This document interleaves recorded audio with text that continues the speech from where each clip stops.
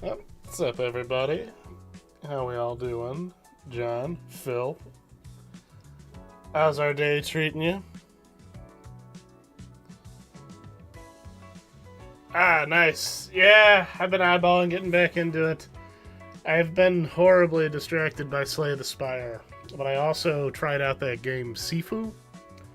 It's real cool. It recreates the. It definitely. It's hard, as they say, but real cool. It got a free on Epic. It's like basically market like playing the raid.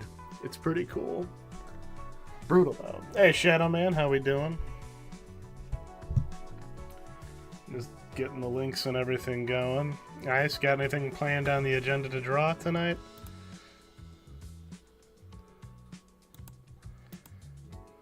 How we all doing tonight?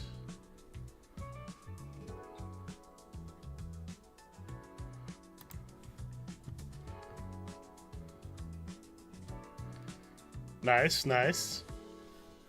I definitely want to give that a try.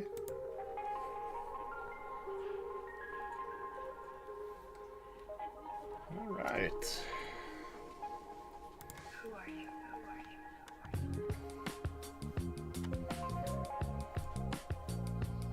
You know if the sound is all right and stuff.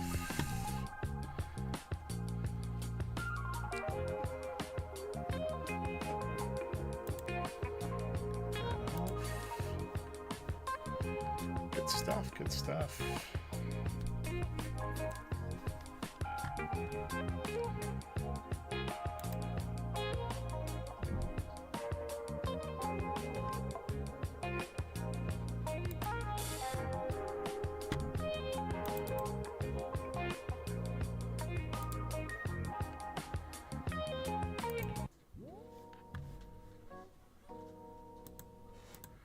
Let's get some music going here.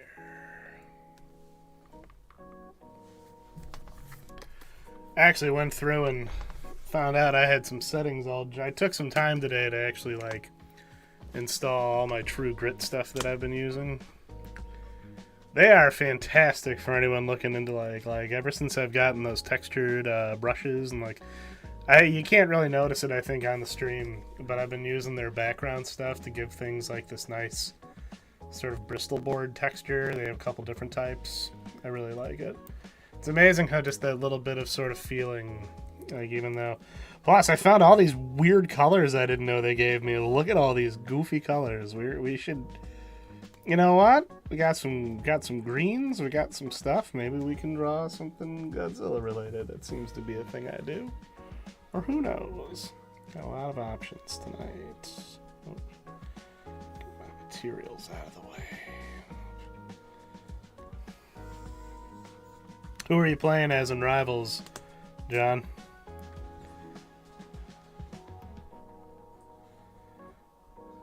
Mostly the combat, normal comms, and working on movement and maps. They can be fun. I mean, it can be a puzzle, but once you get the kind of components down, I'm excited to play it. Your main makes sense. I finally played as her because of the one mission that they did, and I was like, man, yeah, she is good. I never played as her in an actual match, and I did it for the mission. And I was absolutely like, yeah, this is stupid. I can literally just stand to the side. They're stupid. These fools don't know the power of angles.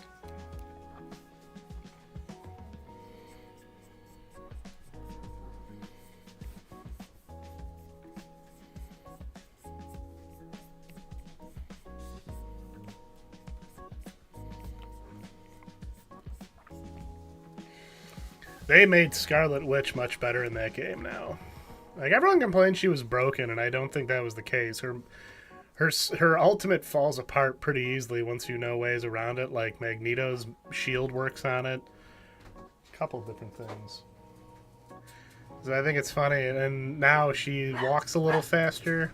Oh, going outside. She walks a little faster, and she gets a little bit of armor when she does her super. Because before, man, it was really not that much fun playing as Scarlet Witch because you just get shot down. Unless you really knew how to, like, plan it. you would get gunned down before you had any.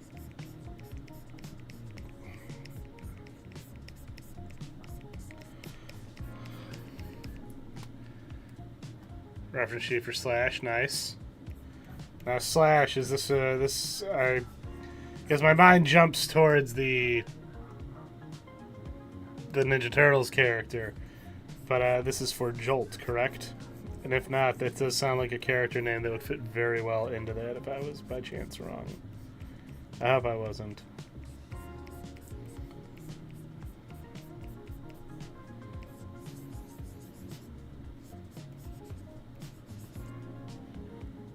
Jolt's Giant Robot, okay.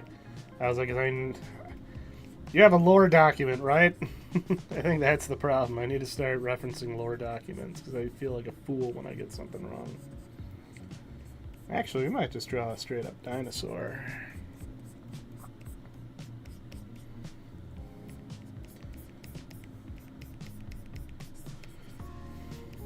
I don't know.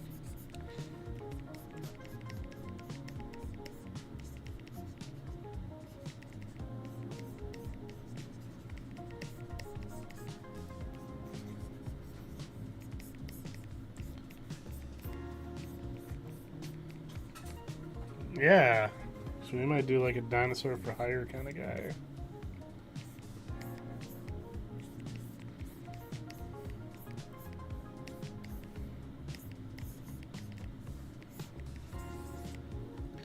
Here we go. Here we go. We got some character design philosophy going here.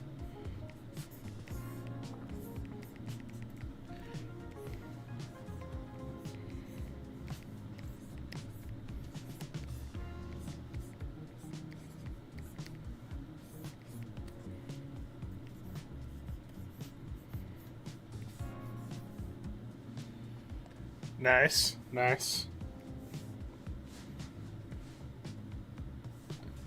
Would you recommend it? I mean, I don't really read all that much, but it's good to know.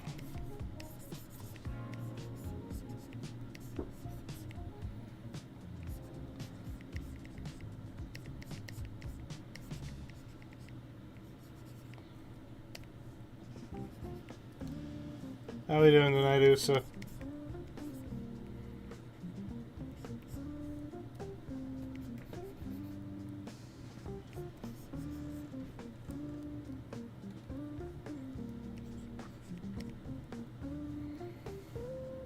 I don't know if I like the... Let's think of something better. It's going. I'd imagine Games Workshop usually doesn't skimp on anything with their audiobooks. Well, they tend to pick some real good readers like for those.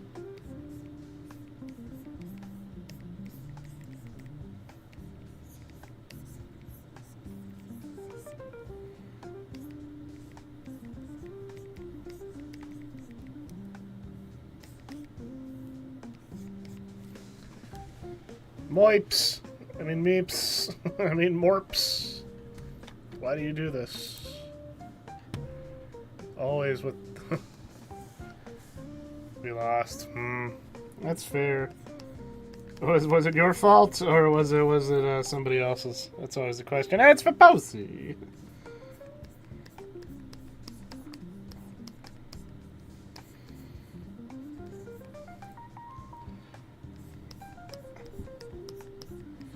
I was still very happy to see that you drew the monster truck story for Posey. It was great. That was a highlight of the day.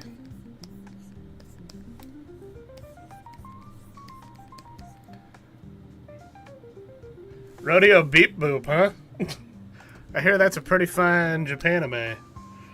Nah, that's cool. Like, is it live or I'm assuming it's a cover band. I don't know if they'd actually get the person who did it. I always forget their name. Live big band show. Well, that's pretty cool. Okay, John, but just one more. One more.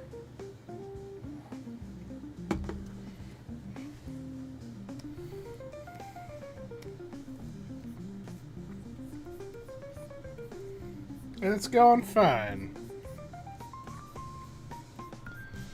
I'm just hanging out and just drawing me a buff dinosaur. One more Knights in Tight Spaces. Yeah, I made the weird choice to just get into Slay the Spire again. I got Monster Hunter Wilds right there, but 2 more followers. Yes, 2 more followers, then I get to revisit my least favorite fucking 90s mascot. People think it's a bit too. Like, it's funny whenever Bubsy comes up.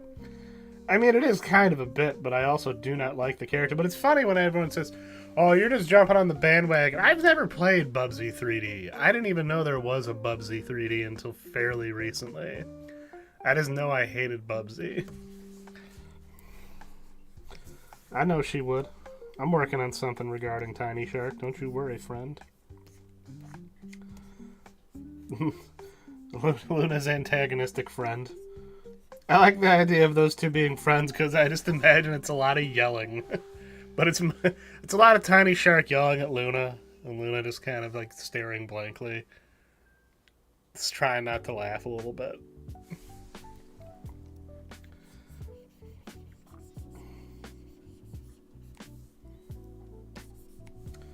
Still getting the hang of drawing the arms.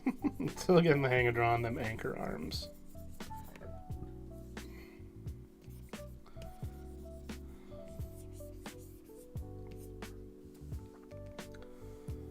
Kind of other tools. I just installed all of my True Grit textures here.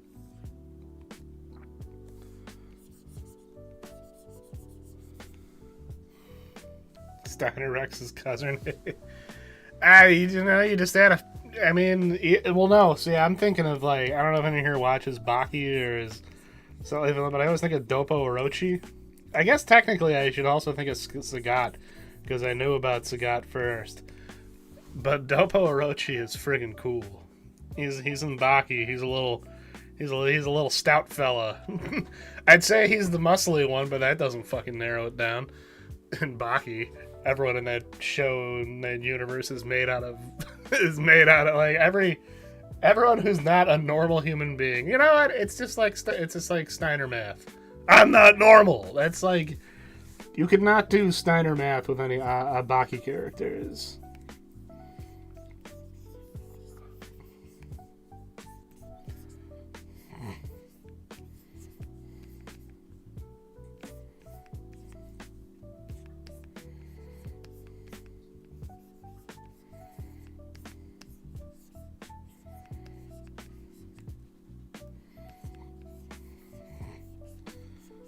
Steiner math is a way of life, after all. I can only hope John's going to adhere to his one more game of Marvel Rivals. I fell off it a bit, but that's what I do like about that game, is I can always come back. It's like Helldivers. I don't feel as bad coming back to it. Monster Hunter has been okay. I just haven't really been feeling it. I've encountered some just frustrating moments, and I'm sure they're probably my fault, but just certain things were infuriating me a bit.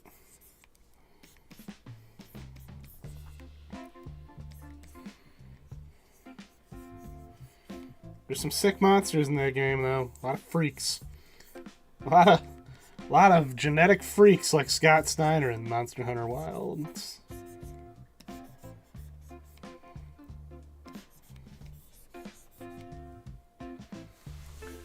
Pan jump. Those aren't new. That's been around for a while. Oh, with Musk there. Okay, because I know. Okay, never mind. That does surprise. No, you're right. I did see those. Sorry, I got confused. Because I know he has run into he has run into Trump before. I know, right? Almost 200.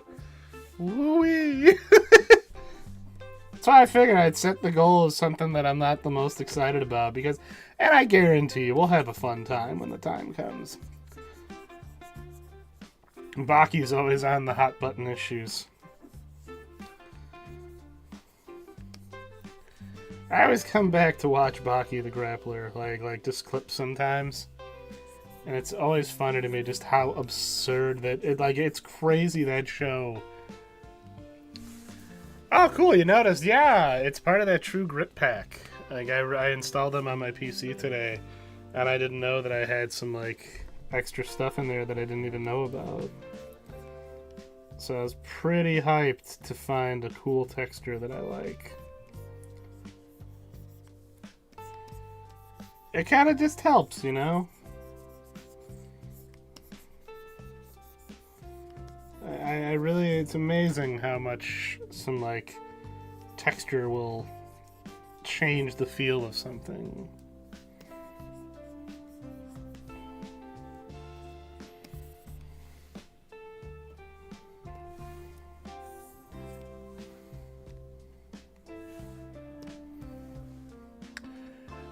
The Baki mangaka has a daughter who created Beastars. That doesn't surprise me.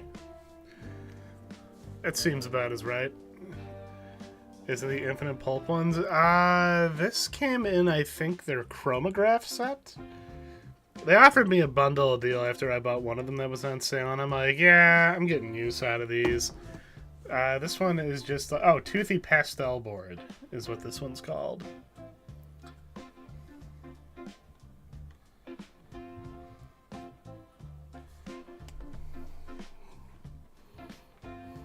Actually, can I get rid of the top part? Wasn't there a way to do that? I always forget the buttons. Oh no, it's not tab. Is that F10? Pig up. No, that's alright. F11, you might be right. Nah, surprisingly. It's funny how, well, it's interesting, because isn't the author of Sailor Moon married to another mangaka? Like, it's funny how that's like its own little sort of like community. The Hunter x Hunter one. See, if I do tab, it gets rid of that, which is fine, actually. I suppose I can go without that. The author of Hunter x Hunter, you are correct. You are correct, both of you. Yeah, I mean, if I'm mostly sticking to just... I kind of got my setup pretty good now, where I can use a lot of this without having to, actually, working with kind of a minimalist. A minimalist setup is actually not too bad an idea. It kind of encourages...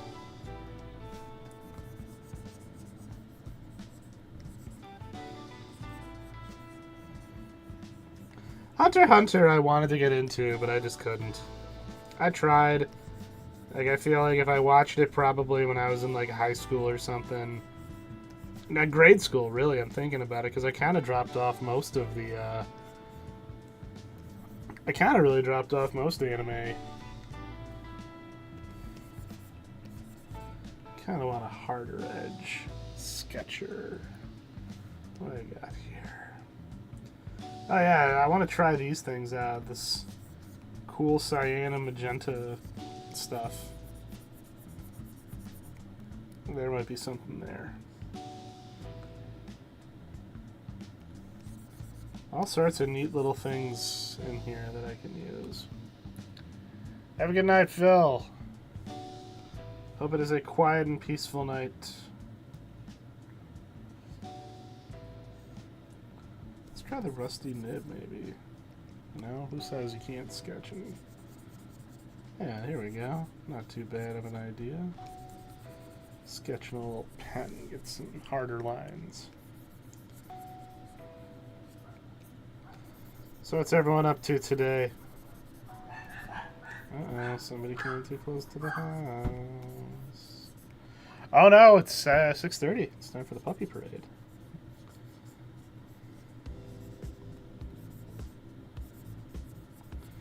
Been really trying to figure out my anatomy. That's been my biggest goal lately.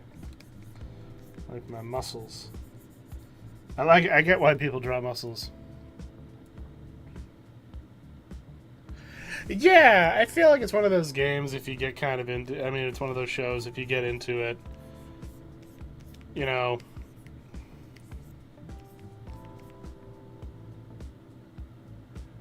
Oh, geez. Hope everything's alright with the truck.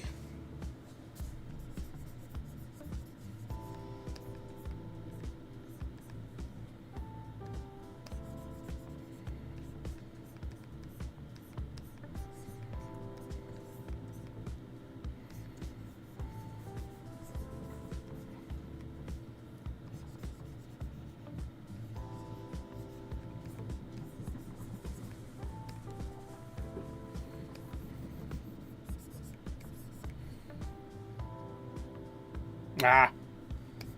I should probably get my car checked out soon for similar things. You gotta conduct that SpongeBob test on your vehicle every day before you go out.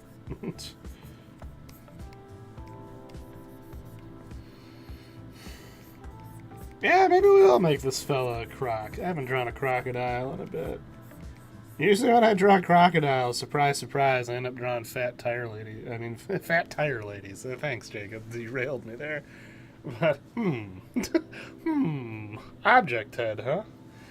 But, yeah, buff croco.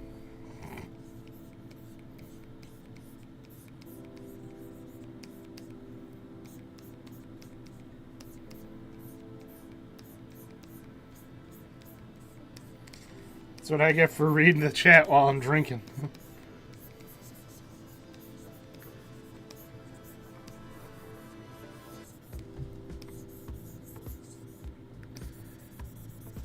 I mean to be fair, what was his name? What Kremling is like super jacked to where he's built like a Dorito? Is it Clobber or something? It's not Clump. Clump's the fat one. There's the big one with the mohawk.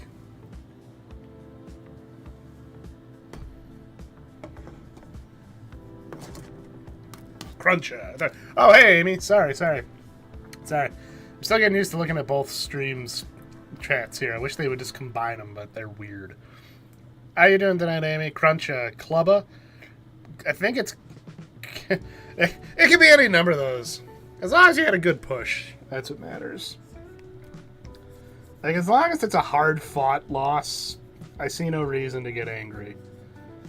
But when it's failure because our Jeff the Shark decided to go F off, and I don't know who this is. This is just a guy. I just sometimes felt like drawing. Sometimes I just draw and let things happen. It's the best way to be some days.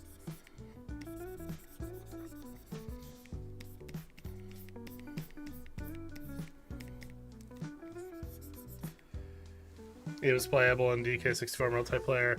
Man, I gotta be real with you guys. I don't get Donkey Kong 64. I say this is someone who Crunchar,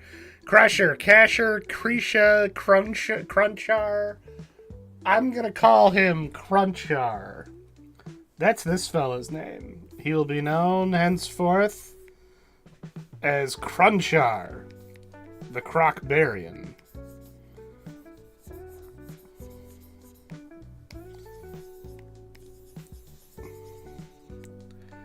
Crunchar. Bye, Amy. Sorry I missed you first.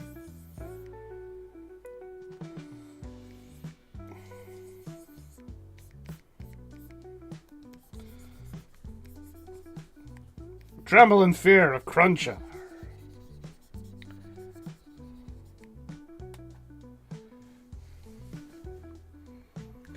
See, but like... Donkey Kong 64 was just too fucking much. Like, if I may be crass for a moment. Because you had to collect that shit for 5 different Kongs. And any sort of appeal to the game...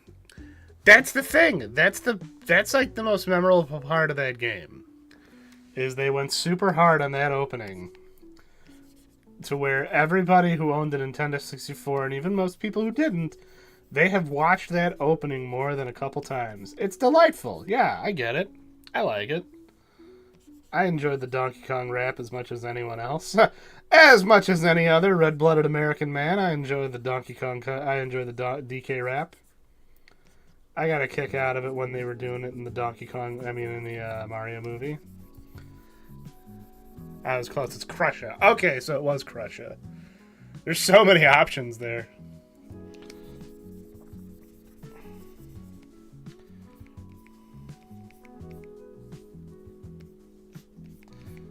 I don't know. That's one of those games, man. Like, my nostalgia for it is non-existent.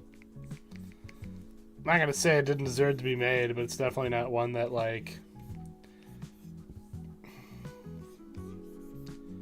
If you're gonna convince me to play that, there better be alcohol involved. You better have some good bait, Krisha or Kresha. No, you're thinking of Kesha, popular Popular pop sensation Kesha with a $, I believe, is who you're thinking of. Also, potentially a crocodile. Croatia, huh? Krakatoa.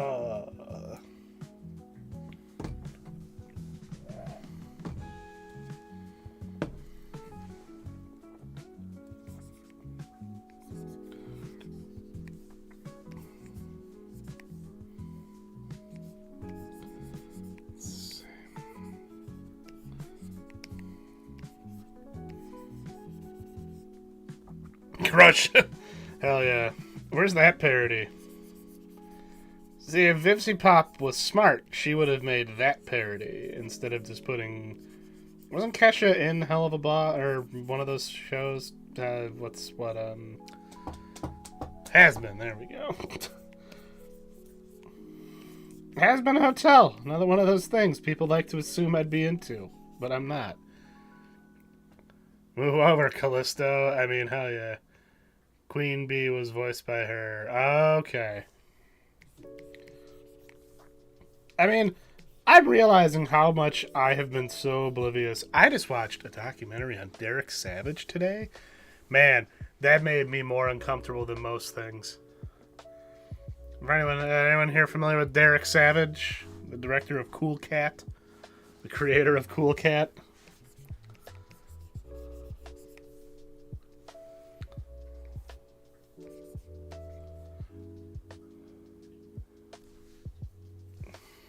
Beelzebub. Okay, that's right. Well, yeah. Funny enough. The Beelzebub. Not even that it was a controversy. Everyone on Twitter was getting uppity about Beelzebub. That kind of is what inspired me to design the Big B lady, who I don't draw anywhere near as enough, and I really should, because John Tanium, in particular, is a big fan of her. All these Johns in my life. I'm alright with it. I finally learned who the hell Derek Savage was today, and boy, that was an uncomfortable... I listened to more of it. Oh my god. But it's like, after a point, I'm just uncomfortable. I'm like, God, can you imagine being on the set of these movies? John Halo.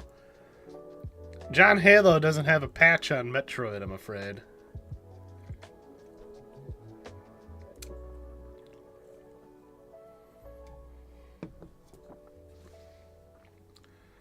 I have this big bee lady, not a kaiju. She's like Mr. 117. That's his formal name. That's when you address him formally. I'll look for it later, or we'll draw her next, maybe. So we're done with. Oh, farts! What was his name? Was it like Krushnar or something like that? I'll have to go back.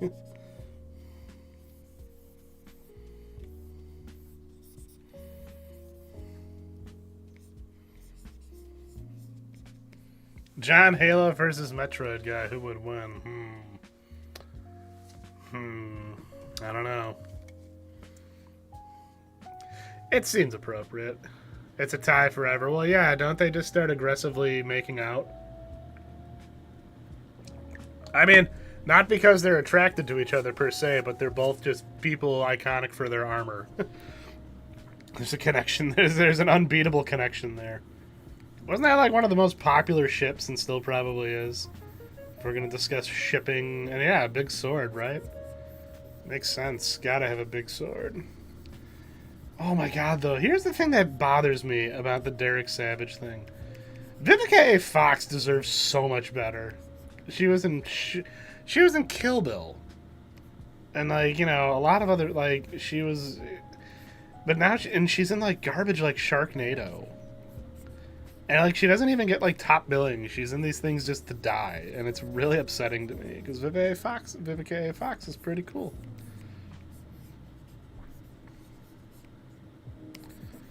I don't know. Yeah.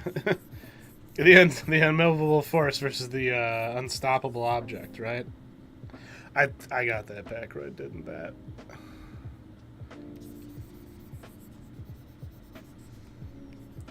Yeah, I have some sad memories attached to Metroid Dread due to something that happened at the time, but that really was a fantastic game.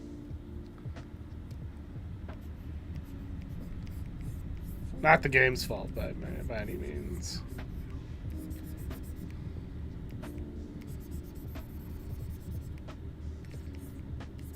That was a hell of an ending to Metroid Dread.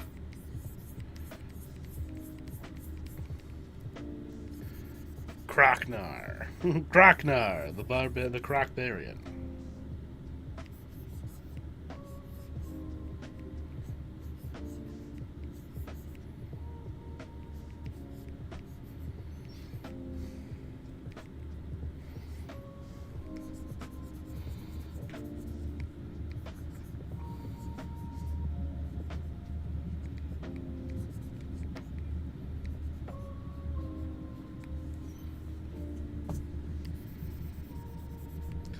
But yeah, it is a cool name. She's a cool lady, and she deserves better than playing playing bit parts and garbage stuff, and then being in Derek Savage Productions for a bit there. Watching it was so uncomfortable though. Like, as it's like you can tell this guy clearly has something kind of wrong with him, right? Like, I'm leaning more towards MI, like mental, but I don't know, man. It's kind of like it's a lot to watch for me.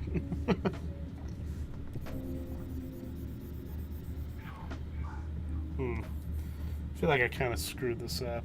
Wally Gator has gotten too edgy there. This is not your. This isn't your grandfather's Wally Gator, okay?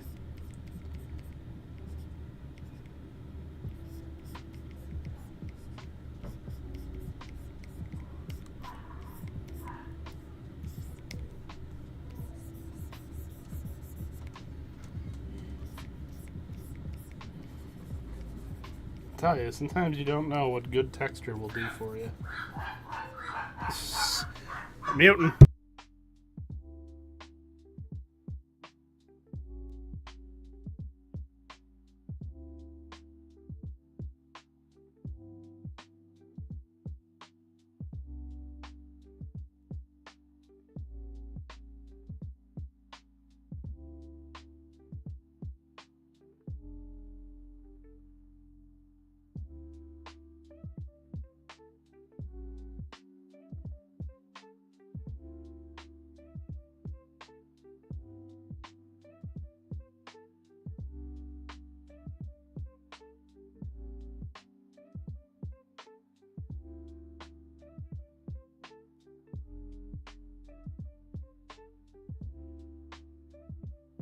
Yep, it was the puppy parade. They were especially riled up tonight. They're riled up every night, truthfully. Sydney's working her way down. She does well for not having sight left. She does very good.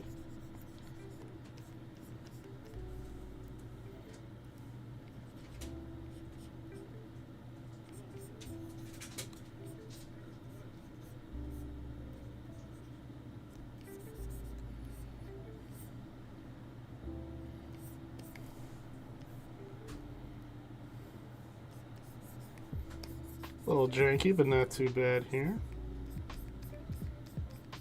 I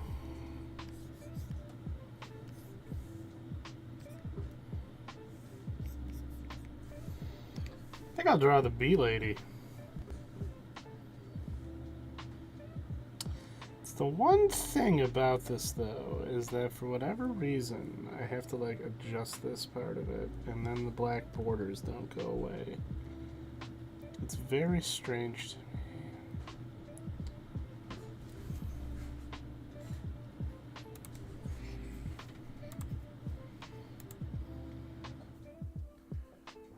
Super friendly, sweet cat, best boy. When we were driving to Atlanta, there was like a cat that just hung out at the hotel, and it was always I'm always like super nervous, but I'm always like, man, you live your best life, cat. Cats are survivors, you know. They're very capable. I think that's great.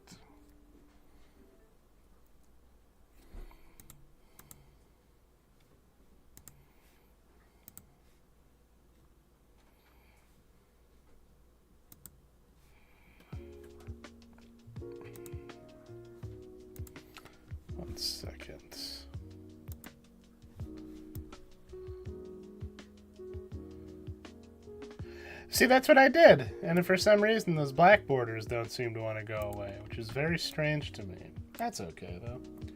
So this is the vintage sketchpad texture, so this one's a little less intensive, but it's pretty cool.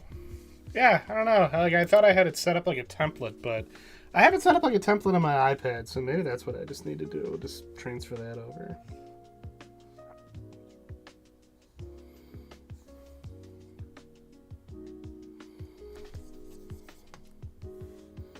Yeah, I haven't even like dug into like all of these yet. Got some cool, got some very cool ones here though for like hatching and stuff. Yeah, Arcs have their own version. Yeah, Gork and Mork.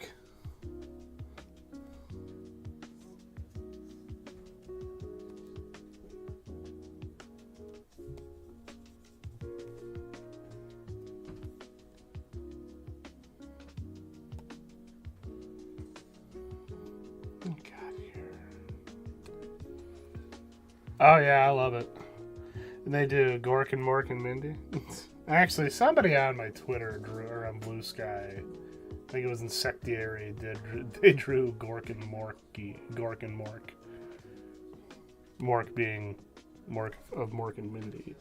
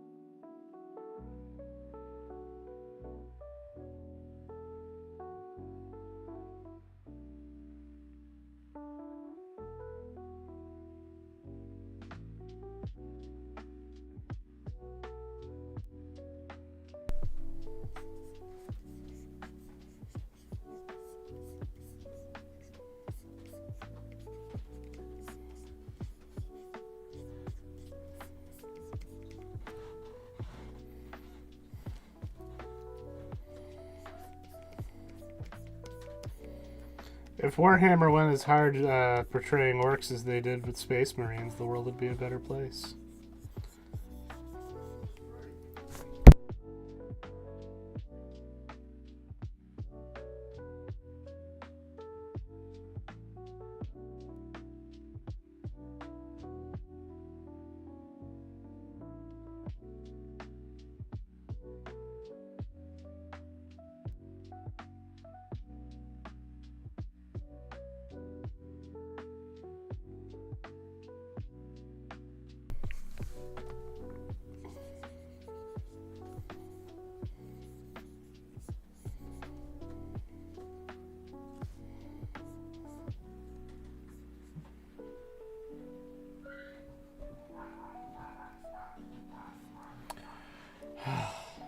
Someone always gets underfoot. The joys of living with small dogs. Granted, sometimes Archie gets into fights with the other dogs briefly. By fights, I mean brief excursions that end pretty quickly because Archie doesn't like to fight.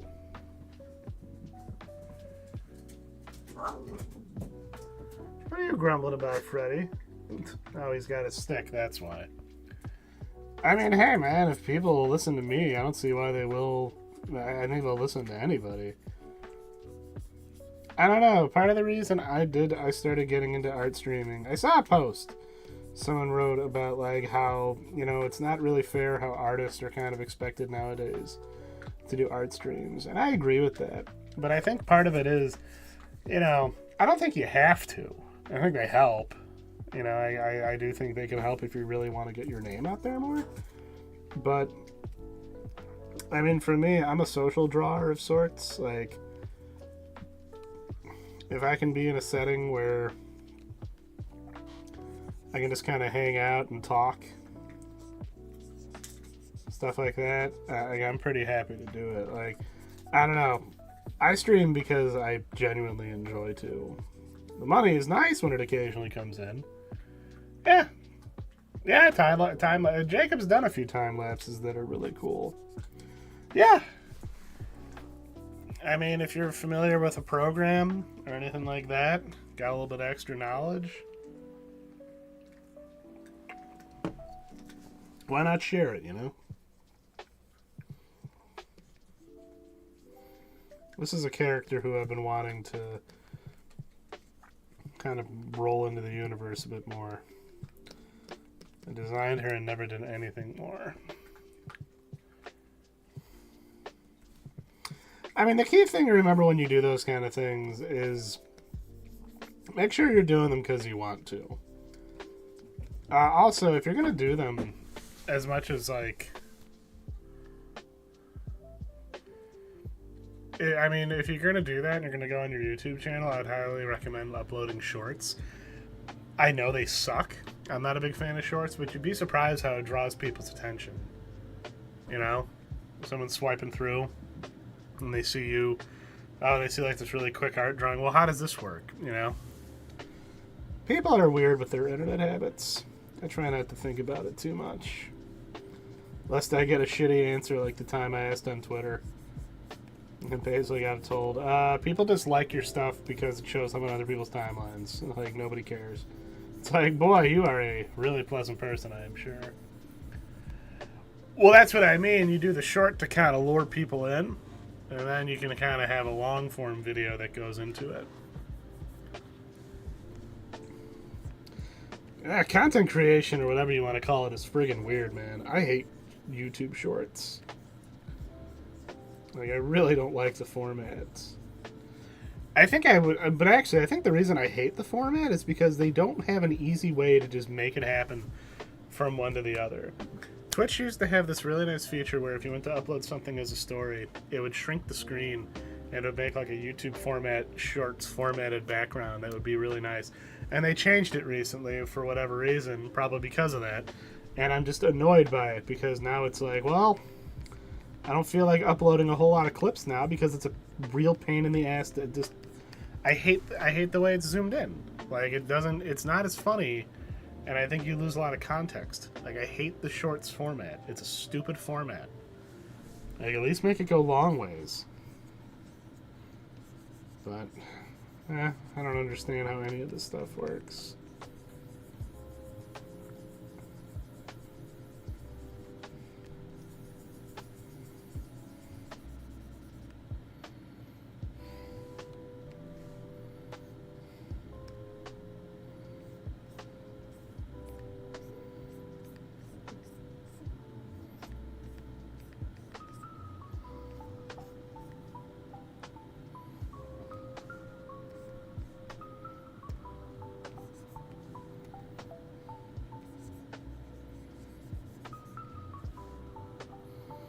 I don't know, man. I don't get how a lot of these things work nowadays.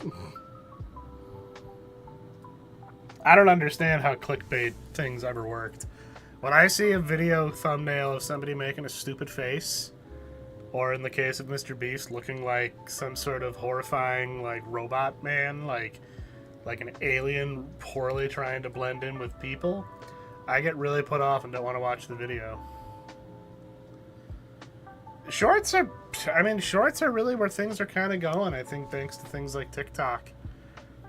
I think long-form videos, it's weird.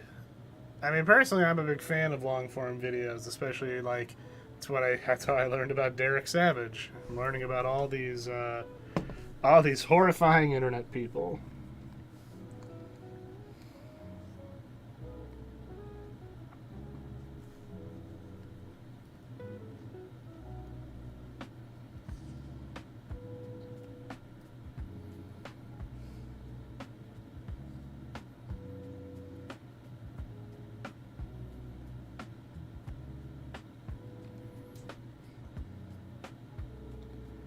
But shorts are a way to go, I think. Those are a really good way to kind of get people's idea.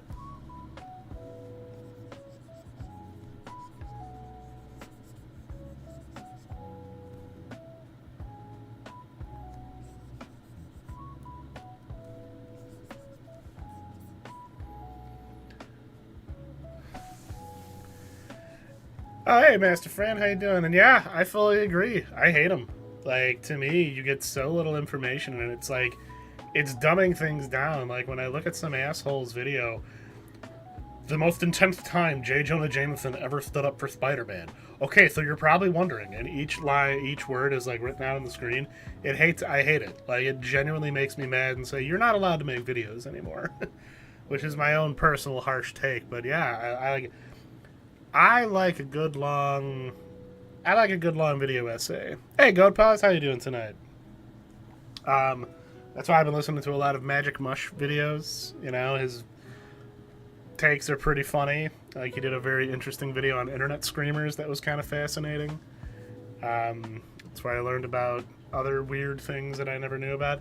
It's funny, I've been realizing how despite being online a majority of my life, I was really out of the loop on so many of these things.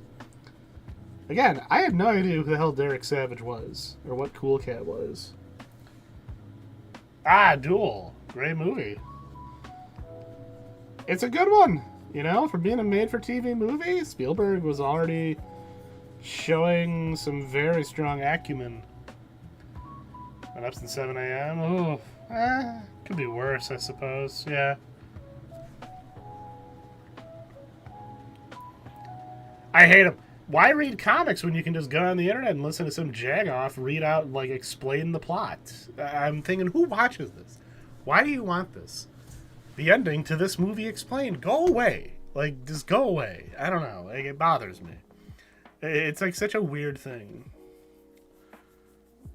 I ain't even gonna bother with historical weirdos because I can only imagine the kind of nonsense that happens here. Like, I went down... Who did I learn about? Oh, Magic Mush did this video about the Sonic YouTubers of the Dark Age. What the hell? Like, what the hell? What was going on? Miss Ultra explained shorts. I'll do those. You're probably wondering, what's the deal with Miss Ultra's shorts? Looks like she's wearing shorts, kind of. Yes. Let me insult your intelligence. I watched a comic dub of One Up. Now, comic dubs can be different when there's effort put into them. Like, that's pretty cool. Like, you know, when I see people take, like, fan comics or fan dubs or something like, or, you know, they're taking something like that and they add some of their own panache. They add some of the... Spax 3 is the one that was in that Magic Mush video.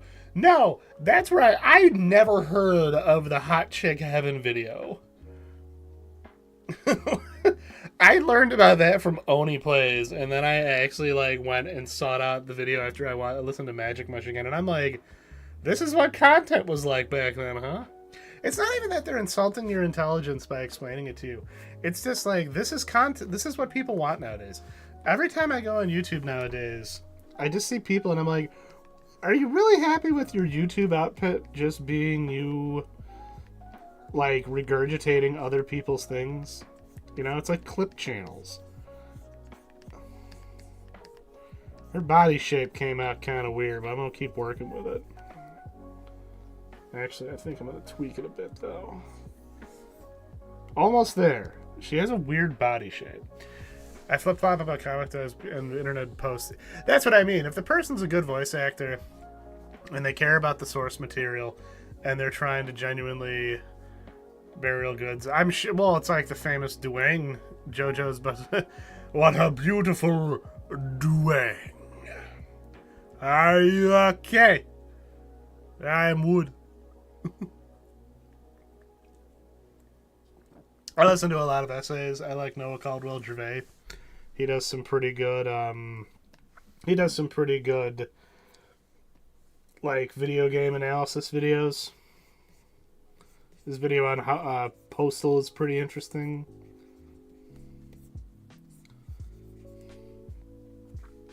Should she have a cape?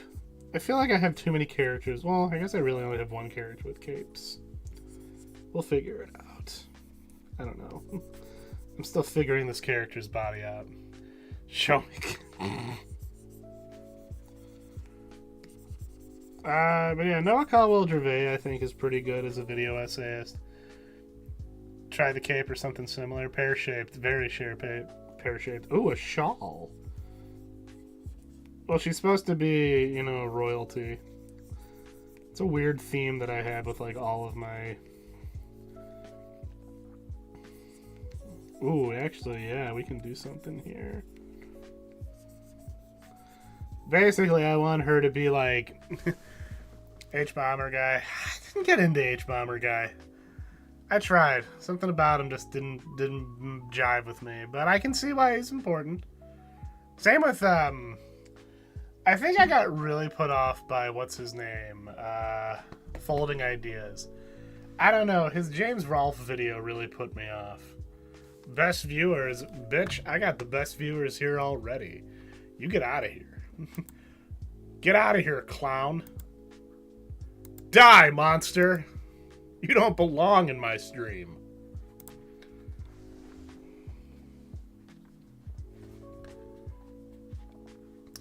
Yeah, like, there came a point where people seemed to start, you know, like, watching the video essays. Napoleon Bonaparte is the best MMA essayist. That's a MMA essayist is such a term. Following Ideas, though, I liked his video on AI, or like the metaverse. I thought he had a really good video there. I thought his video on Doug Walker's The Wall was very harsh, but kind of deserved. But then his video on James Rolfe just really put me off. But again, it's another one of those things where I don't like the whole sacred cow thing. And I guess he's like my go-to example of it. Thank you. Nah, this could work. I like the idea of giving her some...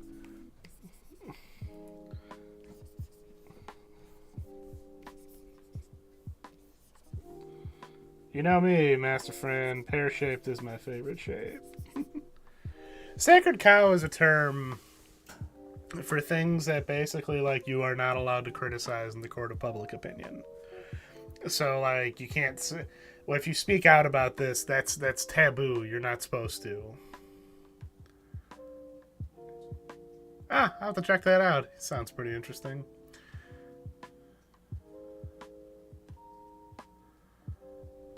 Like, yeah, and that's how people treat the angry video game nerd. Like, people always bent over backwards and be like, oh, he's not on the internet. He's busy. He doesn't know what he's doing. And it's like, guys, maybe he's just not the same person anymore. It's okay. You're not committed to him. I've gone on about that a lot because, like, I don't know. We live in a time of terrifying parasocial relationships. And while that's a small sort of harmless one, I do think when it starts to become a matter of, like, you can't openly criticize this thing without being labeled away, again, it becomes a problem to me. Moosebones vids, I have checked a few of them out. I watched the old Hulk movies. I've seen the new Captain America movie. Well, wasn't those old Hulk movies, weren't those made before, like, because Universal always screwed things up with them making Hulk movies. Because it was always about distributions. From whatever, because Universal, like, owned the rights to solo Hulk movies. So if they did it, Universal would have to be very heavily involved. But they got them back, I thought, right now. I thought they finally had it. And it's like, my thing will always be, I'm not going to go to bat for Marvel here.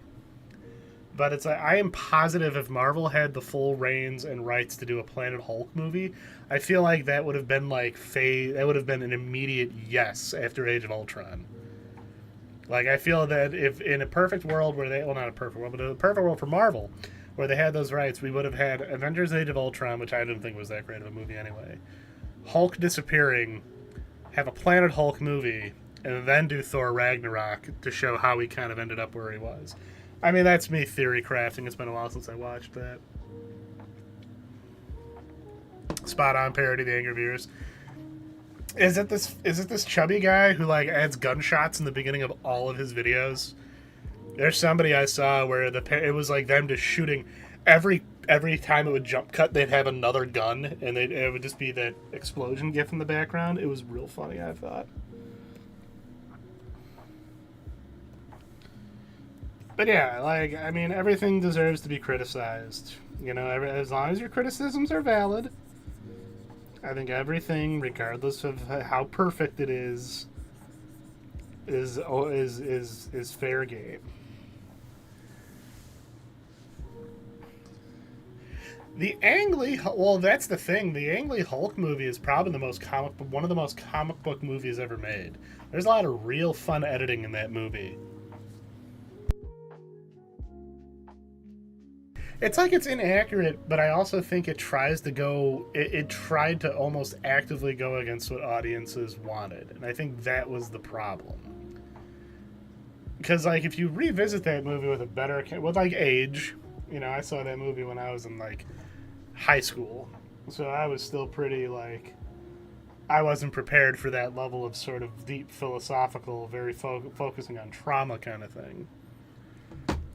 I'm not about to say the movie needs to be fully reevaluated, but I do think it was kind of ahead of its time as far as trying to be a brainier sort of comic book movie, in a sense. I mean, granted, I was a big. I liked the Ed Norton Hulk.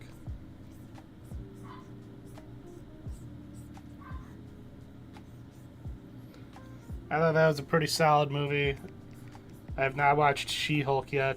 I've been kind of whatever about everything. I do want to watch Born Again. I've heard that's already shaping up to be very good.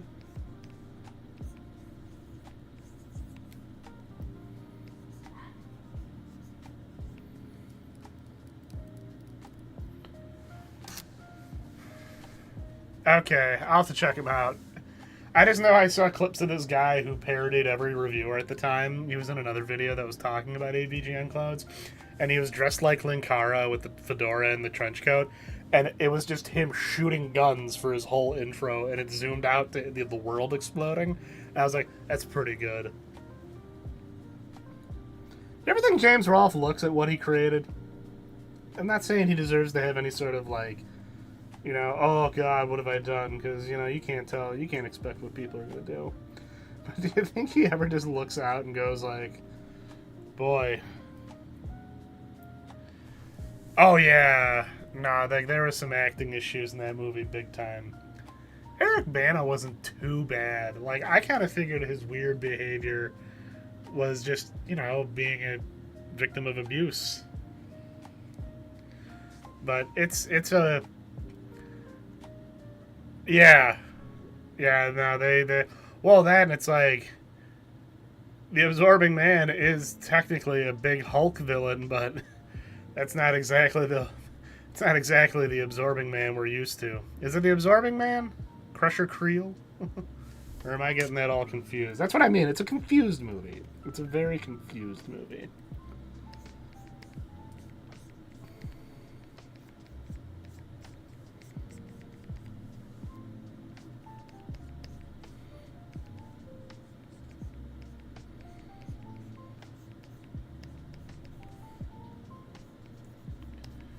Okay, that's what I thought. Yeah, it's just an odd movie. And it's not what people, I think, expected out of a Hulk movie. The funniest thing about looking back on that fucking movie nowadays, though, is how so many people were so up in arms about the notion that the Hulk could lift a tank. How simple things were. How quaint things were back then, in possibly better times as far as movie discussion goes. That was your big talking point. There's no way Hulk could lift a tank. And it's like, I mean, guys, this is the Hulk we're talking about here. I don't know why this is even a discussion. But what an interesting time.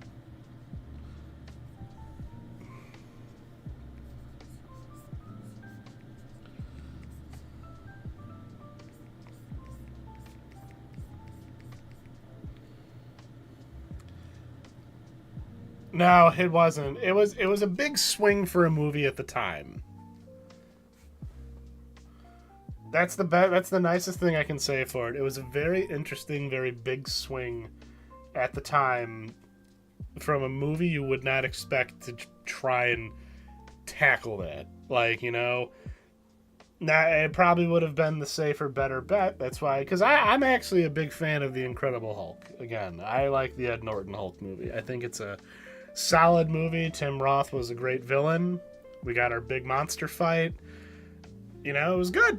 I thought it was entertaining. It was pretty much what I wanted out of a Hulk movie, you know, that was a little more... I do kind of wish... Lou Ferrigno's Hulk, where he'll turn into the Hulk because he, like, can't change his tire. My favorite is when he got his leg caught in a bear trap. Maybe people are mad because it wasn't David Banner. I don't know. Hulk has... It's incredibly hilarious thinking about the power ceiling of which objects Hulk can lift. It's incredibly hilarious to consider the fact that, like... what hasn't Hulk lifted? Tim Roth handled Hulk as a human... Okay. Yeah. I've been hearing mostly good things about Brave New World. I've heard it's solid. I don't know, man. It was a different time. People weren't as heavily involved with superhero stuff, I guess. I don't know. I mean, I think people wanted another Spider-Man. I'm going to give her, like, fluffy, like... But there's a guy named Patuk Spit Venom who has a B character, and I don't want to rip him off too much. So, we'll give her... Because he's got a royal... you got a... LIB. Yeah, I heard it was solid. You know what Hulk can't lift? Hulk can't lift the weight of his feelings. Oof. Oh, maybe we'll give her like a fluffy shawl. Fuzzy shawl. Granted, I shouldn't really be worried.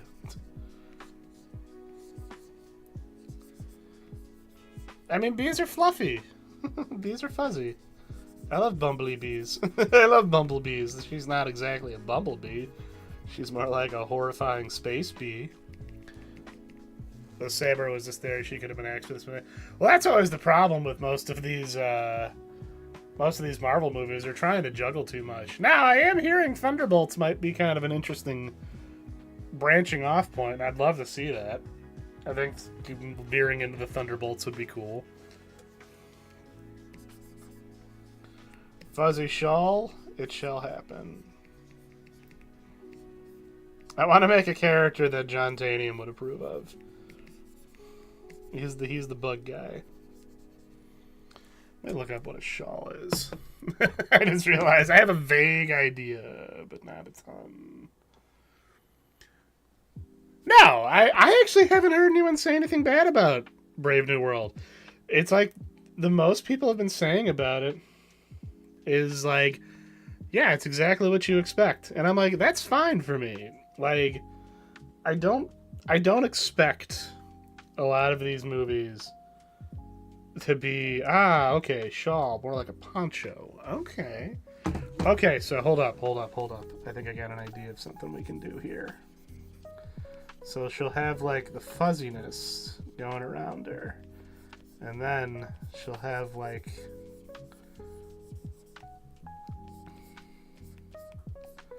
like a bee pattern kind of thing going here. Yeah, there we go. Whatever, I can do what I want, right? I ain't harming anybody.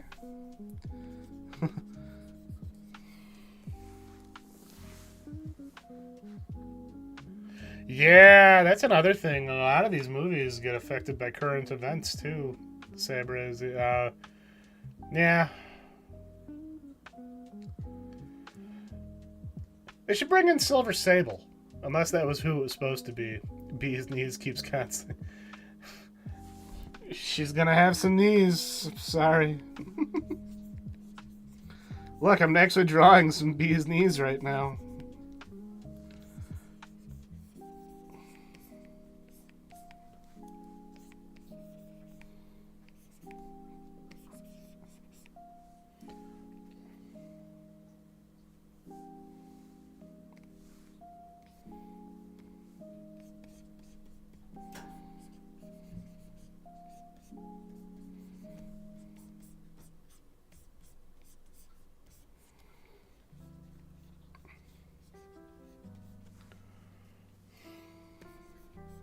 You came to the wrong place then, Fuposi.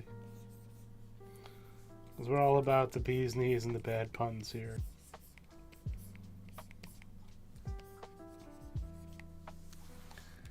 You will get no smacking from me, my friend. Yay! Yes, use the emojis.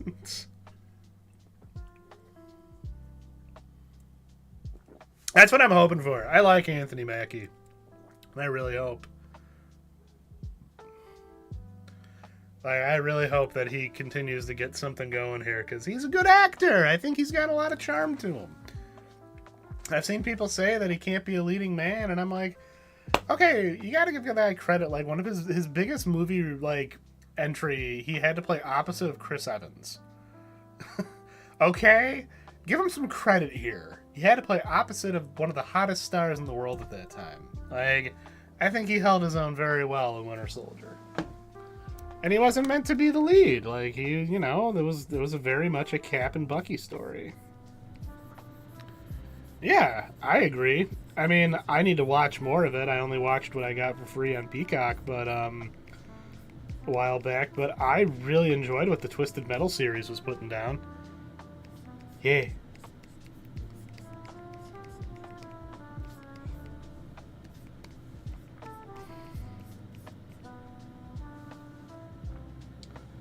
I thought the Twisted Metal series had a pretty good idea of what it was doing. And I mean, that's the way to make a movie. Like, I remember people were so pissed that Twisted Metal wasn't following a specific character, but I'm like... But it's like, yeah, but you can't... If you did a Twisted Metal series, that's how you do it. That's the... Unlike Mortal Kombat, that's the game franchise when you're adapting it, you put in a blank slate character because you can then have them interact like what they do with Sweet Tooth. I mean, Twisted Metal 2 was the high point. That was like the high point of the series in my opinion. I know Black is supposed to be good, and I've played Black. Black lacks a lot of the charm that more of the wacky charm. But I understand that we're going in a different direction there. I mean, I tell you, man, Twisted Metal's a franchise I can't believe. But that's Sony for you, right? I was thankful to hear Neil Druckmann say, "Oh, I don't expect any more Last of Us." Thank God. I know it's supposed to be a great game, but I'm so tired of it. She's got her honey staff. It shoots out honey that she uses to like trap people.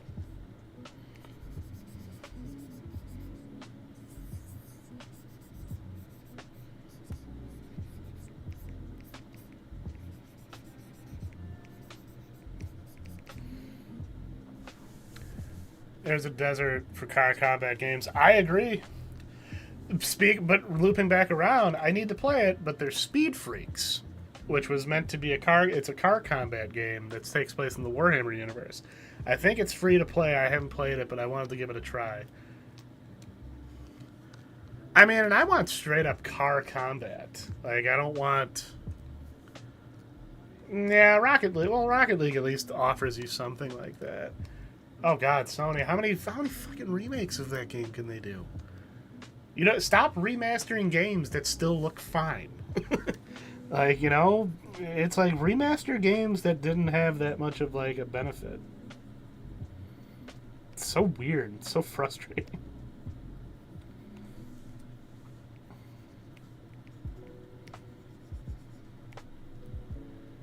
Trying to find a fit of the 6-issue comic.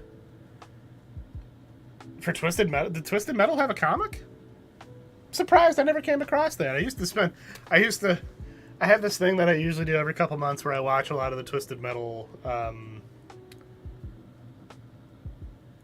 Oh, Last of Us? I can see that having a comic. A Twisted Metal comic would make almost too much sense. I'm surprised Twisted Metal... Oh, Beneath the Trees. Gotcha.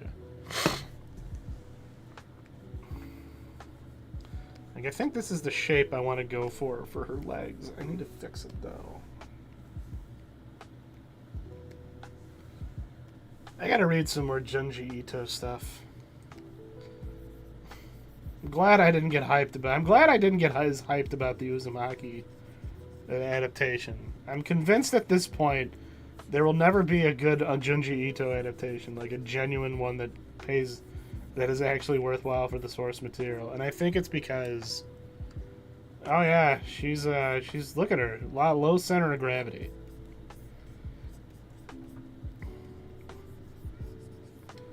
I think with the way Junji Ito's artwork and the way his storytelling process works, there are just certain things you can't do in an animated format.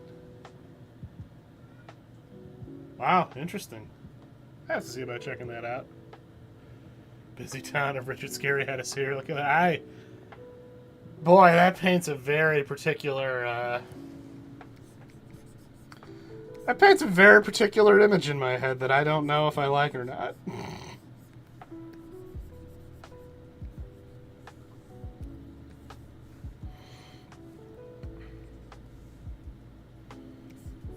See, that's how it should be. You know, watching the comic dub should make you want to get the thing, not serve as a replacement.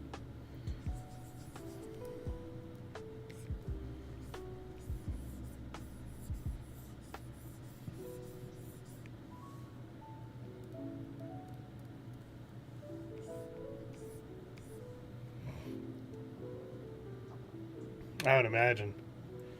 Shauna, you have something you want to add to the you have something you'd like to share with the class? There we go. Not too bad. That's always the worst. I remember it was like that for Black Sad for a bit. Junji Ito is a genuine, like, you know, there's that whole, you know, oh, genius gets thrown around. I would argue, and I don't think a lot of people would argue with me on this one, Junji Ito is a genuine genius. Like, he is a master of his craft in such a particular way, kind of like what you were saying, Master Fan. You can't properly adapt it because the way he draws things and the way he just crafts things and how he manages to his stuff is made with the comic format or the manga format in mind. You know, when you really start to appreciate how those big scary page reveals are always perfectly planned out, where you can tell, yes, I'm setting this, it's the payoff and it's the setup and the payoff. He's a genius at it. You just turn that page and then you have something in front of you that is just genuinely terrifying. Well, that's the beautiful thing about Junji Ito. He's such a delightful little man. More like Scary Town of Richard Busy. And why is Richard so busy? He needs to learn to relax. Jeez, buzzing with a thirst for battle? Hell yeah. Everyone likes to fight in my universe. How come all your characters are women? I don't know. How come most comic universes have like 2 women? How come most superhero teams have 1 woman per 6 men? Don't ask. Don't ask. I mean, the level of details and just his style is so particular. That Uzumaki show came in so close, but it just couldn't keep it up. And it's tragic, because that first episode looked real good. And I refused to watch it after I learned, oh, well, no, I'm not going to get invested in this. I'll watch clips, but I'm not wasting my time. You know, that was the closest we got.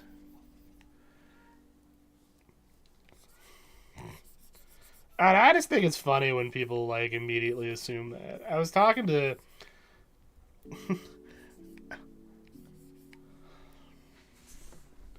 I was in a group chat, and we were talking about games and stuff like that, and we were talking about, like, Friday Night Funkin' came up.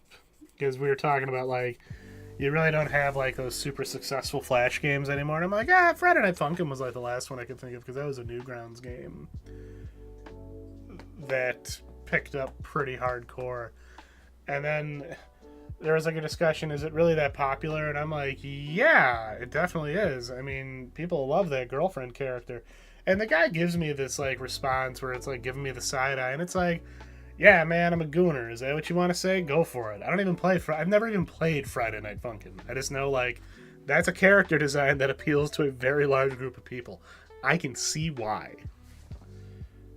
You know how it is.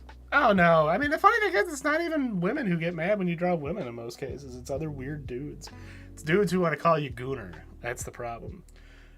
The best Berserk adaptation we got was the 90s one, and I'm convinced it'll never be surpassed. Because for any flaws that it has, it's got the spirit right. it at least feels right. It's got that grimy kind of feel to it that comes with the time era it was made. And I love the theme song. I mean, I remember we watched the first of the Golden Age movies, and I was like, it's okay. I'm not a fan of CG animation. Like, everyone was telling me to watch this show called Kengan Ashura. It's like a fighting anime, and I'm a big fan of stuff like that. But I watched a clip, and it's supposed to be like this epic fight, and with the way the 3D animation works, it takes a lot of the impact out of it. I'd rather have some animation errors here and get a good impact as opposed to looking like I'm watching really good PlayStation 2 models kind of swing at each other. Yeah, that's very true. Flash was a whole ass thing once upon a time. Crazy, right? And that's a funny thing. I've gotten more grief from other guys who are just kind of like, why do you always draw women? And it's like, so I draw women.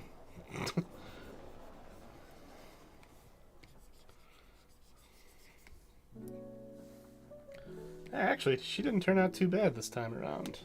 We'll keep working with this. Or maybe we'll jump around. Got some fun ideas tonight.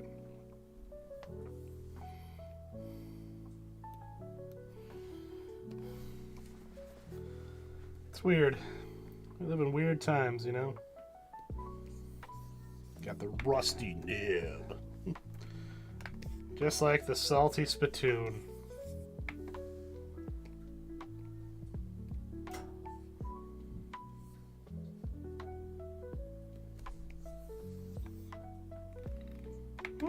It's got a nice texture to it. Yeah, I know, right? Well, why do that when you can just get something for free on the App Store and hopefully hook a whale or two there,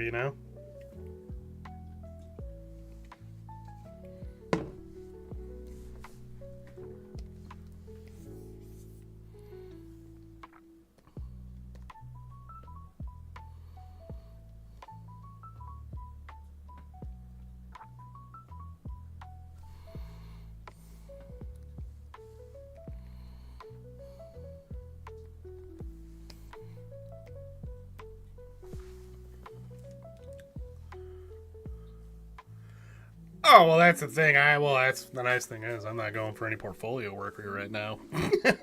I'm just kind of dancing in the rain right now, my friends. No, I mean, that's the thing, though. You should always diversify. I like to think I at least keep it fresh within my particular, I try to really go out there with my designs. At least make them fun and interesting. But it all depends, again, what you're looking to do,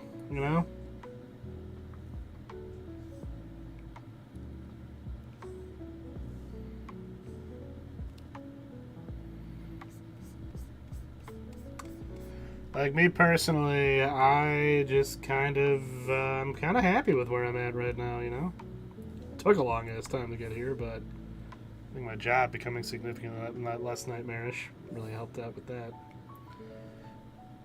I mean, yeah, I think we need weird art more than ever nowadays.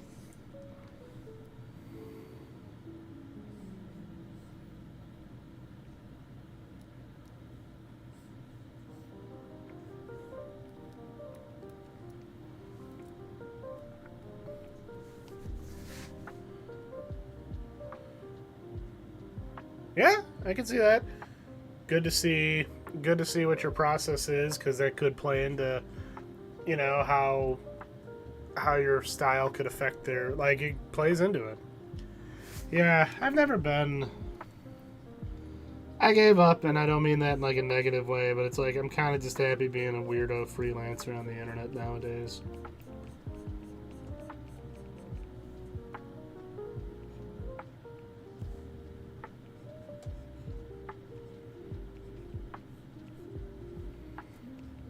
I got a little commission work here and there.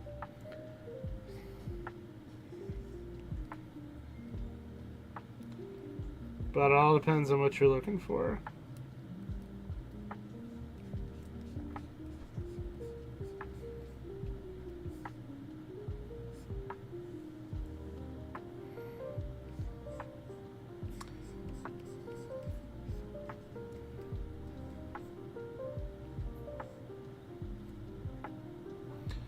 God, I love these textures.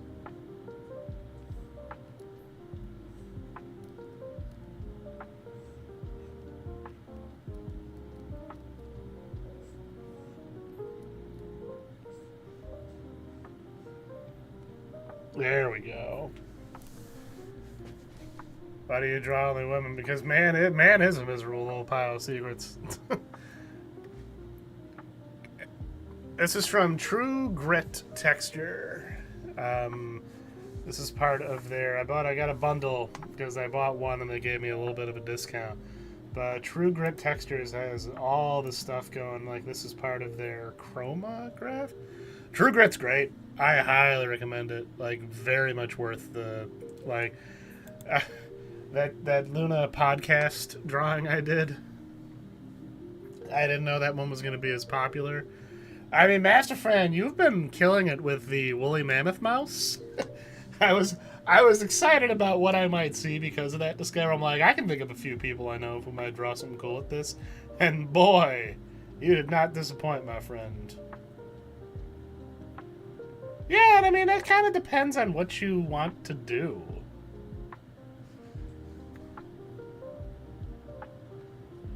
Like, I mean, you know, everyone's got to kind of figure out, well, what's my goal here? And how can I operate within my own kind of boundaries? I bought True Grit, and they've just been the best. The woolly mammoth mice, they're awesome. I love them. I mean, I was like, finally, some good news from science for once. Scientists discover that the human body is breaking down faster than ever. Here's what that means for you. Oh, thanks. Or scientists make woolly mammoth mouse. Oh, that sounds great. I want more of that. Monster is big, bro, and you want it. You'd be surprised. I fill a role. I don't know if their stuff's compatible with Krita. I'd like to hope so, or if not, there's some way to adapt it. Because they do tend to offer... They do offer a variety of settings. I do know that. I mean, that's kind of the final frontier, I think, for me. Because I'm doing All Monsters Attack in Kaiju Brooklyn, and I gotta send off for me and John's sticker, but also I'm getting a bunch of other stuff with it. The canvas I didn't even know there were canvas textures in there. And I was like, holy hell. Like, these are great. Like, that was like a pleasant surprise. They tickle my brain like a good deck builder. Which is why I've been playing a lot of Slay the Spire lately, maybe.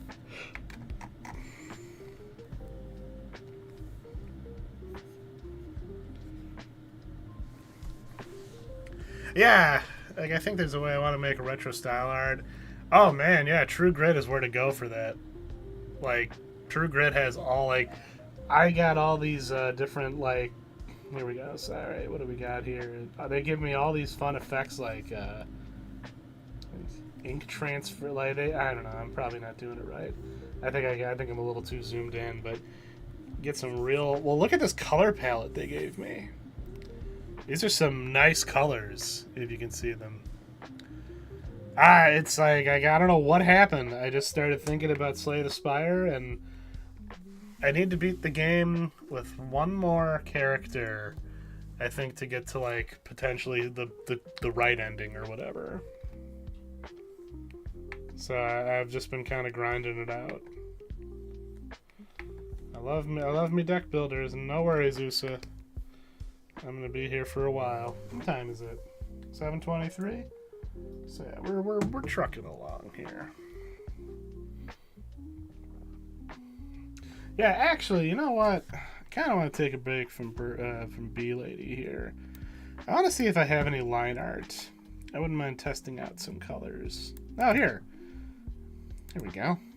Got my. So. I've got this. I want to see if I can add the texture to it. I should be able to, no problem, because I've done that.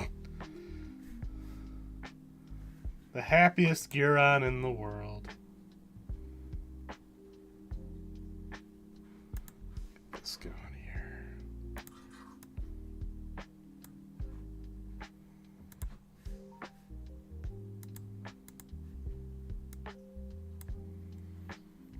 You have a good night, Go Pause. Thank you, as always, for stopping by. It's always a pleasure. Yeah, see, I wonder why...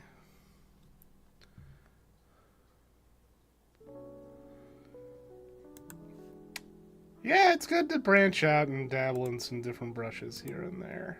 I definitely do recommend it.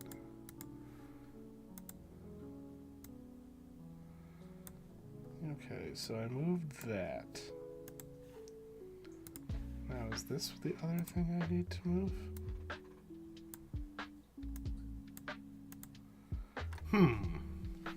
Yeah, see? Oh, wait, what is this? Turn on for neutral paper tone. Oh. Oh, that's kind of cool. I didn't even see that.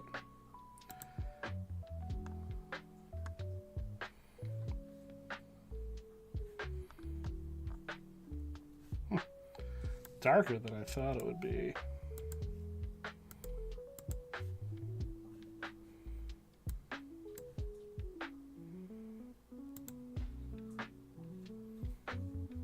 Maybe this needs to be bigger? Okay, yeah, that's the issue. Okay. So I think if I actually just change the paper... There we go. That's a little better. Okay. Mystery solved. Yeah, I've started dabbling with them. I just installed them on Friday. This is my first time using them here. Trouble a brewing outside, I see. Hope everything's okay. Better rasterize this layer.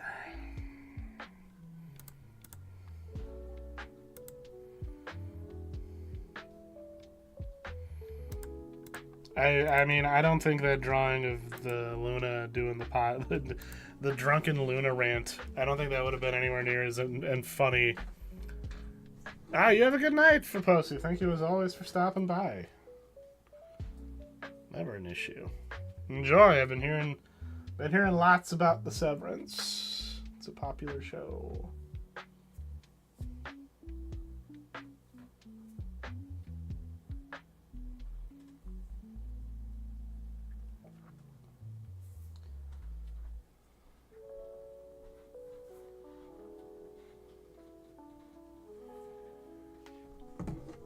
I will take a drink. Yeah, there's a lot of shows. Kaku Ranger's my thing right now. We got to get back on it. That is definitely the soup du jour for me right now. All right, let's see here. So let's take a gander at these colors here. Let's get weird. Let's get weirdo. Okay, I think I'm going to separate this a little bit. So we got some fun Giron style colors here, I think that'll work well. So let's try and mesh with some stuff here. And I think since I don't really need... I'm trying to redo my setup a bit more. Trying to find a way to consolidate space better, make better use of my space, basically. I feel like I don't do that enough. I got all my materials here, so that was redundant to have that. And if I do that, that should give me lots of opportunity to play. Yeah, I mean, if there's one thing I can say that I've been really happy about with my artistic output in the last, year or so, is that I finally grew to enjoy coloring. It was not that I hated it. It's like I loved it. It's just I could never find a workflow that's meshed well with my style. I just never felt like I could find a style of coloring, and it was in front of me the whole time. You know, I really owe a lot to James Sticco, writer of the Half Century War, probably my pick for best Godzilla comic of all time. It's going to be very hard to top that one for me personally. I'm also a bit of a Sticco fanboy, so that is going to be a tough one for a couple reasons. But his colorist that he has, I sadly forget their name, they should really be on the same level, and that's shameful on my part, because with James Tico's line art is superb, but with the coloring is where it gets real wild.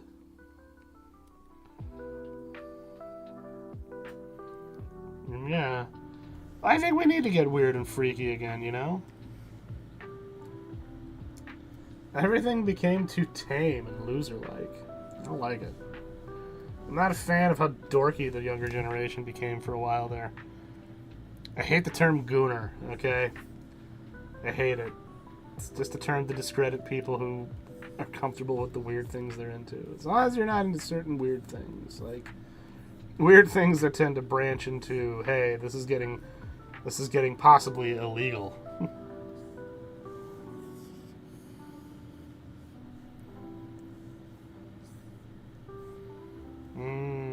Again, just delicious texture. Delicious, sweet texture. It sustains me.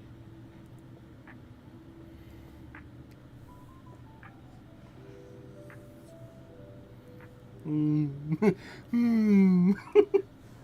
I don't have the ice cream brush on here, do I? There's a particular tool. That's a good point, Broly. You make a good point. Calm down there. I can't help it, man. Come on.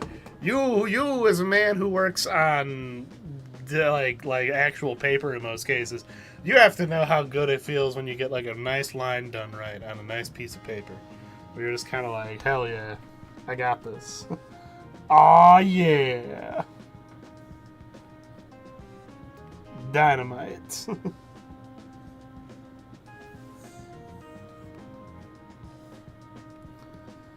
See, and Jacob, this is something I was kind of touching on earlier because I really appreciated the feedback.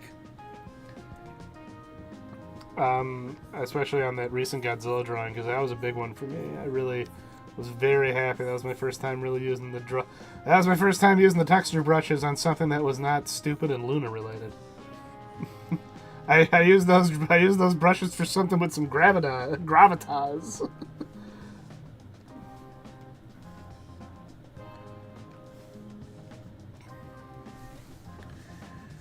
Yeah, I can get that. And it's like, I think I kind of, when I started to kind of get out of it, like, I can do a little bit of digital painting here and there. Welcome back, Usa. I can handle a little bit of digital painting. I think one of my most popular original character drawings was me painting Galaxia.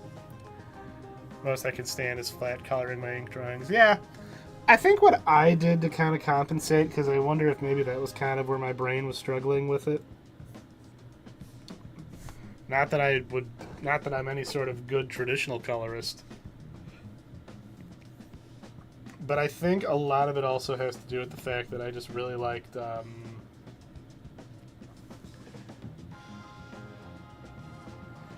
No, I feel like your line art does enough heavy lifting that it would not seem that way. I mean, if anything, with the amount of detail you put into your stuff, I feel like overly detailed coloring might take away from it. Because that was always my problem. Like, that was like, sometimes there's that whole thing about knowing when to pull your punches, and I think it applies very heavily to any of this kind of stuff. Where you have to kind of think, like, am I over-detailing? Because that was always something I hated about when I would try to match my friends who draw more detailed kaiju drawings. Is that sometimes I feel like whenever I would go real hardcore on, like, scale detail, it would just look messy. So a lot of it's just kind of like figuring out, okay, where do my sensibilities lie and what works? And Jacob, sorry, what I was talking about briefly was, keep in mind, I drew this on stream a bit ago. And I just am now coming back to it. And I think that's kind of a way I've been looking at things more often nowadays. And it's been really good. I think, like, hey, I have, like, this half-sketched thing.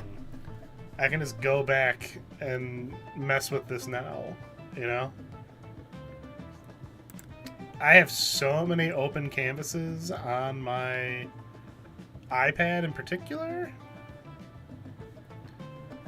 Okay, John, Engine John, if I may ask you, or Shadow Man, you two are usually my biggest go-tos. The thing on Guron's head, I don't draw it too often, and I know it doesn't appear on everything. It's not even, I think, in the movie all that much, if I remember right. What is it? Do you know the deal?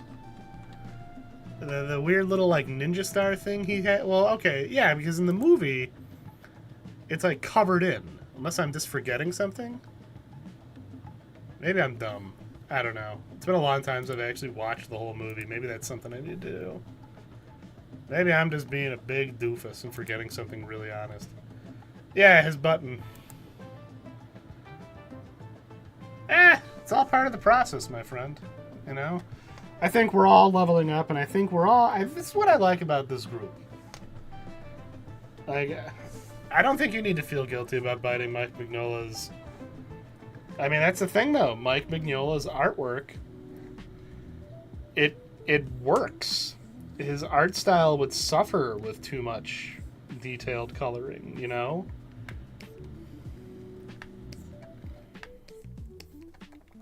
Again, I don't think there's anything wrong with... here's a bad mindset, and I know I've felt better about my artwork since I've kind of been pushing away from it. The whole perceived notion of, I didn't work hard enough on this drawing. Kill that mindset. Get rid of it. Because here's the thing.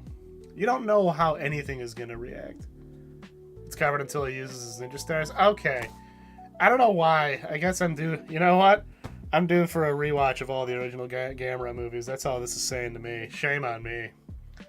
I think my brain just keeps jumping to the Heisei movies because that's 90% of what we all talk about. With good reason.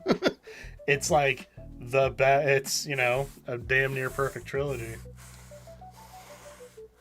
I actually dug the Giron design once I saw it in action in Gamera Rebirth. But jumping back to my other point, like, yeah, there's this whole perceived notion that, like, it's like the whole suffering artist thing. I don't know. Once I got rid of it and I just kind of accepted, like, hey, I don't feel like I put a lot of, like, effort into this drawing personally, but people are enjoying that, and that just means, hey, that says to me I must have some pretty solid fundamentals. And I feel like with your artwork in particular, Master Fran, you have such a knack for doing, like... Yeah, how am I forgetting that? Like, I really do need to rewatch that. Time to bust out the Gamera. Time to bust out the Ultimate Gamera collection. I never actually looked at the comic books in there. I probably should. I know those were a big deal because those were like the first time I think they were translated or something. I'm bad. I've got problems.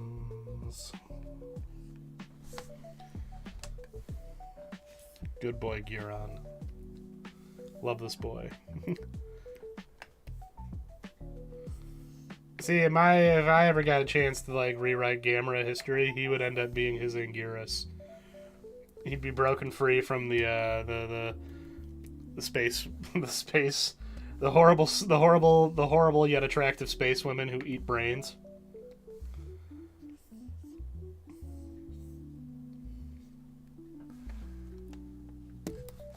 Yeah. See, I would write a story where those aliens end up fighting the superheroines from that Gamera movie I can't mention the name of, so I can actually do something good with those characters. That's such a fun like you said, John, the more you've explained that movie to me, the angrier I get, because I'm like, God damn, they could have been on the cutting edge of something real cool.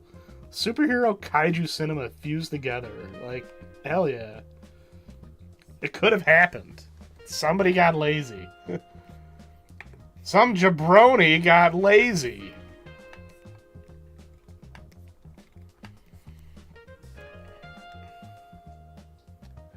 I didn't say it.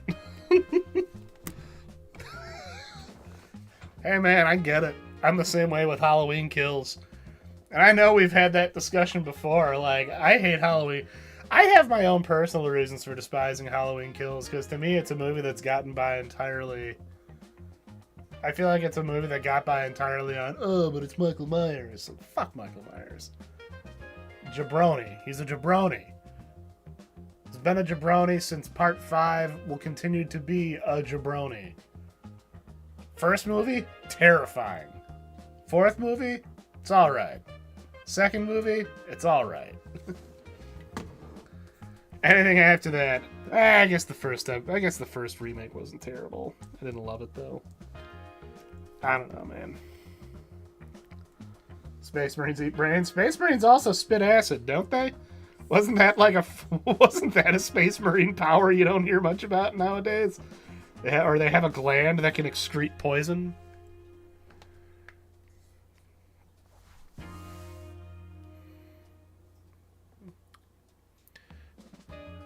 I wonder if those ladies opened up. I wonder if those ladies awoken something from me. You know, I do love those vintage spacesuit design. I love women in like old sci-fi outfits like that, but like the weird ones. Like I know we've all seen the classic. Oh, it's a one-piece swimsuit with the bubble helmet. Like, nah, give me like the weird alien ones where they're like wearing like a bunch of tubing. Get freaky with it. It is decent advice. I've also been getting more into sticking with writing stuff more by Dan Harmon's advice of proving I'm a bad writing. Huh. Garona sounds like a lit kaiju name. So I did actually start drawing a Lady Guron earlier. Maybe I can co-opt that name. Perhaps I can co-opt that name. Girona. Girona. I drew a roller derby Guron lady like years ago.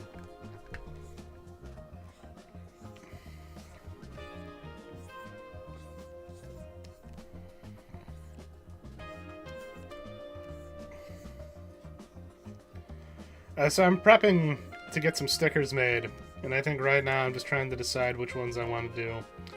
I definitely want to get Common Homer made. The squats. Yes! They were the squats. They're back.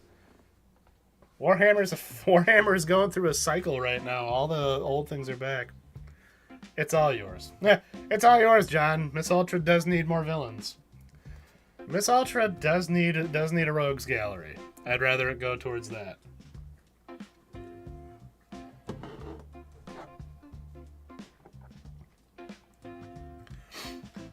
A funny idea I did want to draw, except I'd have to like decide if if I want to be ballsy and try to do a little comic, but I did want to do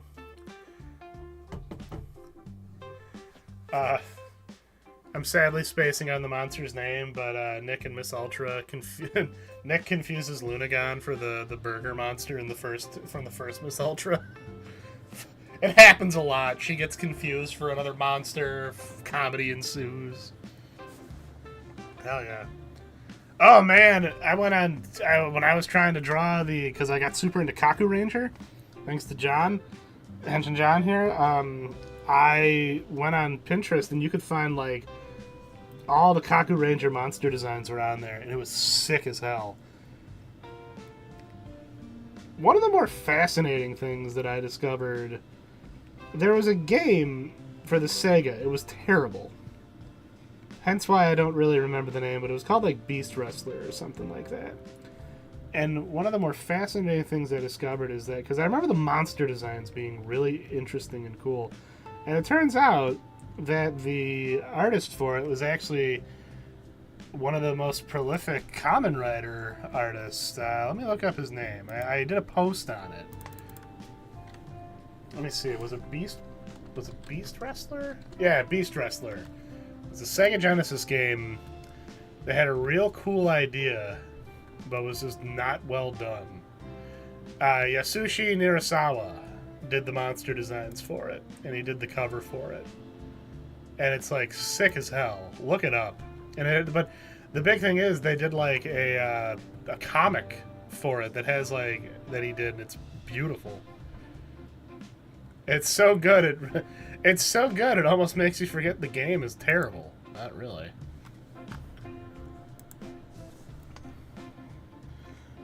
Yeah, look it up. It's pretty neat. It's basically like professional beast fighting, except I think, to the death. Again, I don't remember the game being very good at all. I think it's typically on a lot of your worst of game lists.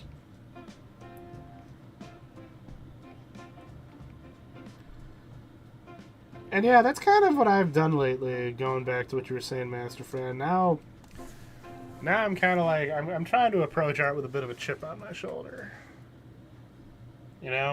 I'm 37 years old. I don't really have any prospects of working for like IDW or anyone. I'm pretty content with my life right now at this moment. Could things be better? Sure. So at this point, I'm focusing on honing my craft and just trying to have fun doing it.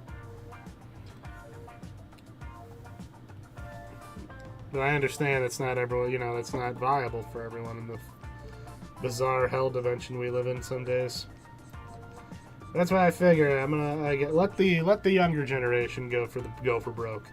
I'm happy to be here on the sidelines supporting them. Doing my best to support and encourage.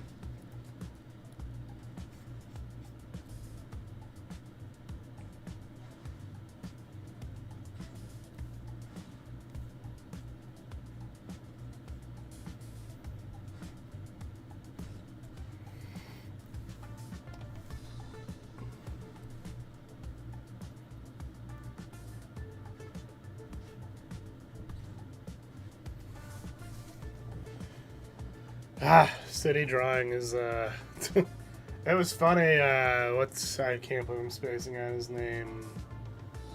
Joey's buddy, who was also a good friend of mine too. Crap. He kind of comes and goes. He's like the wind man, but he does a lot of real cool line art. He has a comic called Square Brother. Why am I spacing on his name? But he asked me, what my technique is for drawing cities, and I'm like, I don't think I'm anyone to ask on that. I go for the very simple cartoon approach. There we go. That's kind of what I was hoping for. Oh, is that because I detailed on that layer? That's pretty cool. I don't mind that too much. Actually, we might just fill those in. I might do something a little different. I don't know. I've just been enjoying experimenting so much lately. It's been nice to actually be happy drawing for the first time in a long while, and I feel like a lot of that has been just kind of because I've sort of just said, you know what? These kids can have it all.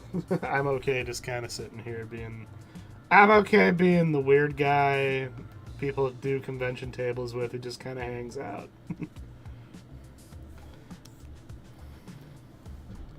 That's what I'm looking most forward to about going to All Monsters Attack and Kaiju Brooklyn. I'm looking forward to hanging out, getting to meet some people, and have a good old time. Have a grand old time.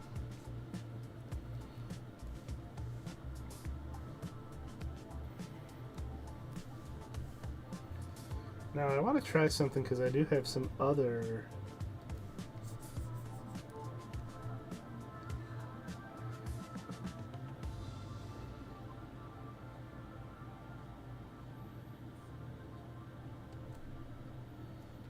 I got these effects. Yeah, like a speed hatcher. That's not exactly what I'm looking for, but it's cool.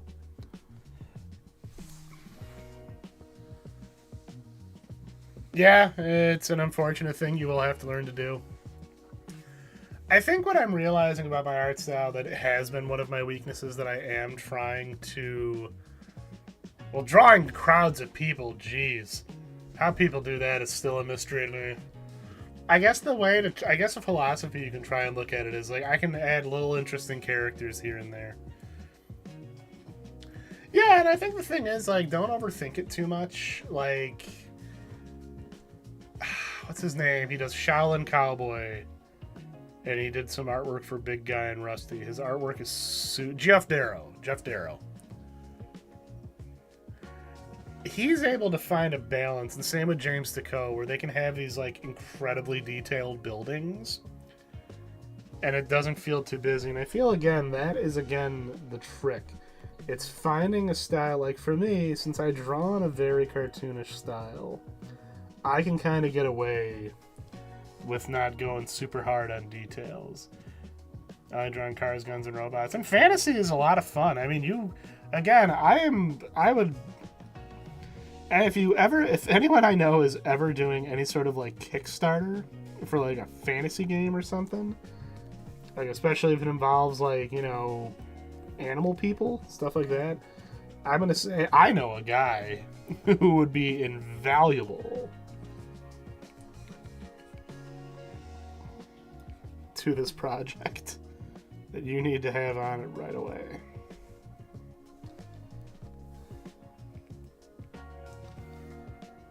So, like, for me, I experiment with buildings sometimes. I think the way my approach is, I just try to make them at least visually interesting where it doesn't look like I just kind of drew, like, a line of buildings across. Or I try to cheat a little bit, and I use colors to kind of help fill in some of that detail. There's tricks to everything. Like, I've kind of realized... Because I've seen cases where people will draw super detailed buildings, but it doesn't really mesh with their style well. So it looks very kind of disjointed in a sense. Which is hard, you know? It's a very real issue that can happen. And not that I'm any sort of art philosophist or anything like that. I think philosopher is the term, but philosophist. We'll go with philosophist. Why not?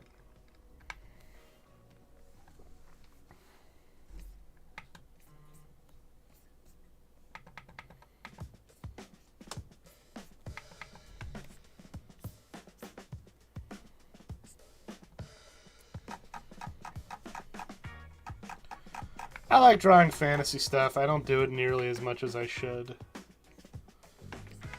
I'm a big fan of trying to mimic, like, work in some Frazetta style stuff when I can.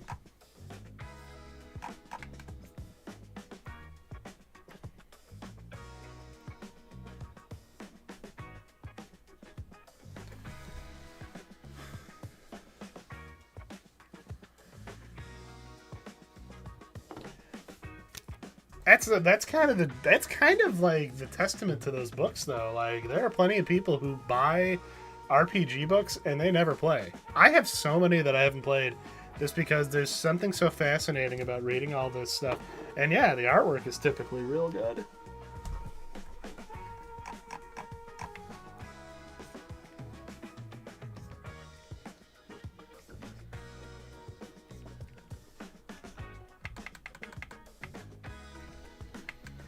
I don't think that's necessary, but let's see. I think you'd be a fun guy to do. I've played a bit of D&D here and there. I tend to enjoy it when I play with a good group. That's always the trick. Finding the good group.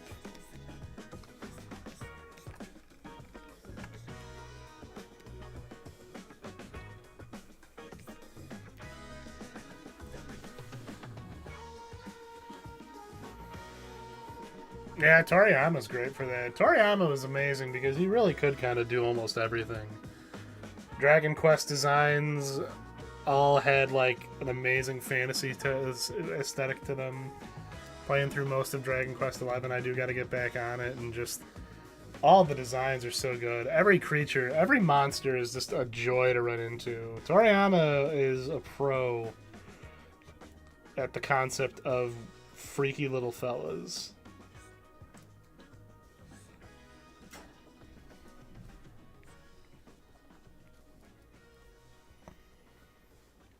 Funky little dudes.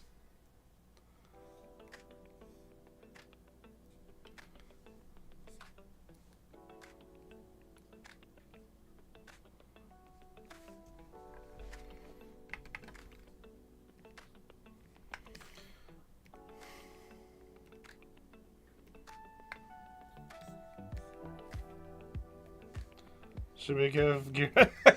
I don't know, guys. Oh, I hope it's an easy problem. I don't know, guys. Red Eye gear on. I know it's not technically canon, but it does add to the psychotic nature of this. Weep, whoop, weep, whoop.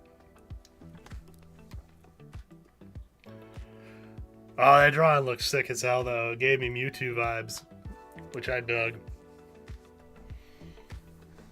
We can come back to the Red Eye. I got that under the... I gotta re-upload my artist profile. I don't have my mustache anymore. Band's kind of a little bit on hiatus, and I'm okay with that. That is correct, sir. You raise a good point, and I think it really helps kind of Make a nice pop. It shows the sheer amount of bloodlust that Giron is feeling right now. The thrill of finding a lone Yaos out in the open, unaware of what is about to happen to him. Oh god. Playing through Dragon Quest. I tried to play through the first Dragon Quest. I gave up because I was getting real tired of getting my balls busted. And they warned you. Like, they warned you ahead of time, like, hey, so you know this game's gonna be a little rough. But again, just running into the funky fellas was always enough. I like how every Dragon Quest game I've played, there's always a giant octopus, and I always love the design. I still wish they'd eventually give us like a nice, complete version of Dragon Quest VIII. That's the one I'm thinking of with Yangus. Yangus. He talks like... I love all the Cockney accents in the game too. Actually, I just wanted to try something here.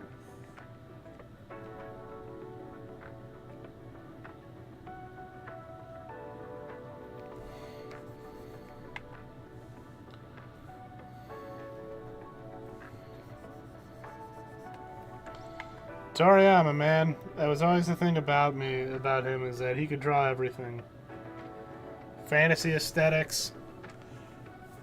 Oh, Dragon Quest XI has been great.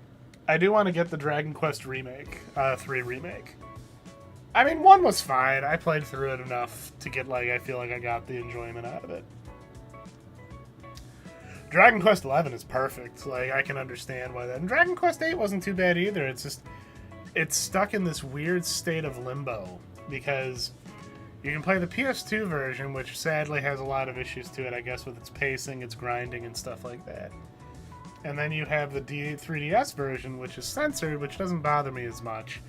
But it just looks awful compared to the PS2 version. And I know there's like HD mods and stuff, but I wish they would just go the distance and give us a nice... Just give us a nice, you know, remaster of it, you know? Ooh, I like the way this looks. I'm kind of digging this. Get that nice little bit of zip-a-tone. Get those...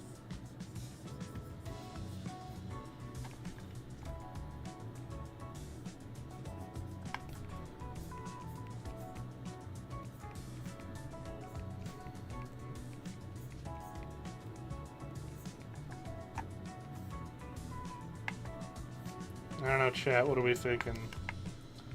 I'm kind of digging it. But we can always tweak. That is one thing I do love about digital works, and I will always appreciate. I can experiment, and if it doesn't work out, I just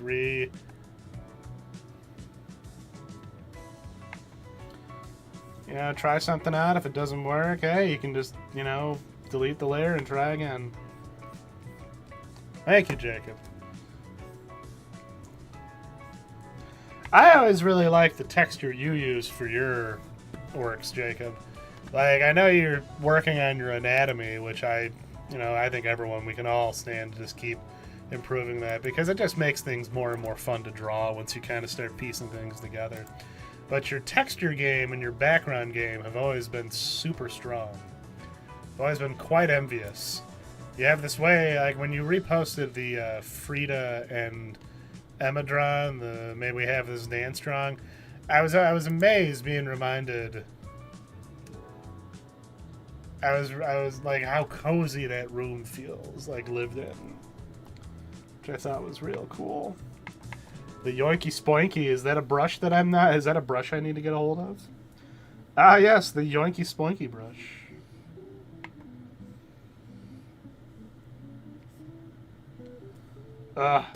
Textures are giving me life. Oh my god, textures, this feels so good. I did not expect a purchase like that to be such a game changer for me. I'm really happy with it. Highly recommend True Grit. They tend to offer a lot of good bundles too. You tend to be able to get some pretty good deals on things.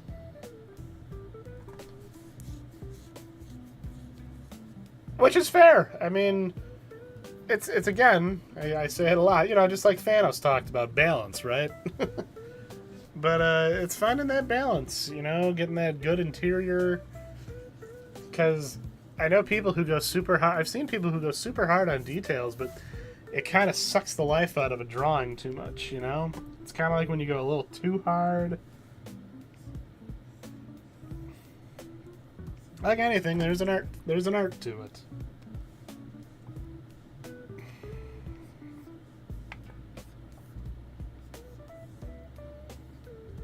I love this guy so much. Kieran's such a weirdo. I love him. Oh, I've never played Xenoblade. I bought Xenogears. I never got into it, and I really need to one day. I've heard good things about Xenoblade. It's just with the silly accents in that game. I always get cracked up whenever I play Dragon Quest when it's like it dawns on me. Oh yeah, oh yeah. Everyone does have a fun British accent. Hey, here's the gov. Oh, you think you're gonna get the drop on me, Governor? Not this time.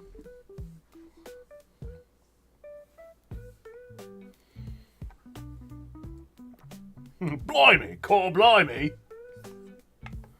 Everyone talks like Monterey Jack. What's the deal with that? Is that the name of the guy from Rescue Rangers? I surprisingly did not watch a lot of Rescue Rangers. Limited lines and fun shapes, and that's the thing. I think there's a lot to be said about when you finally find your style. It's kind of how I realized I specialize in very thick lines. I can do a little digital painting, but I was very much against the notion that a lot of people were peddling that you need to get away from lines. You know, lines are the enemy. Lines are something... That doesn't surprise me.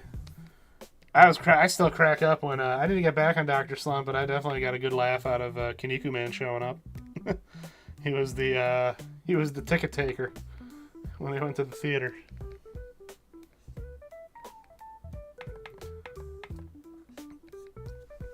It must be interesting to listen to the, like, when you pointed that out, how often, you know, those characters would show up in manga. I think it very does lend to the credence that, yeah, you know, these manga artists were probably a big part of what really kept kaiju culture alive when they were in their downtimes.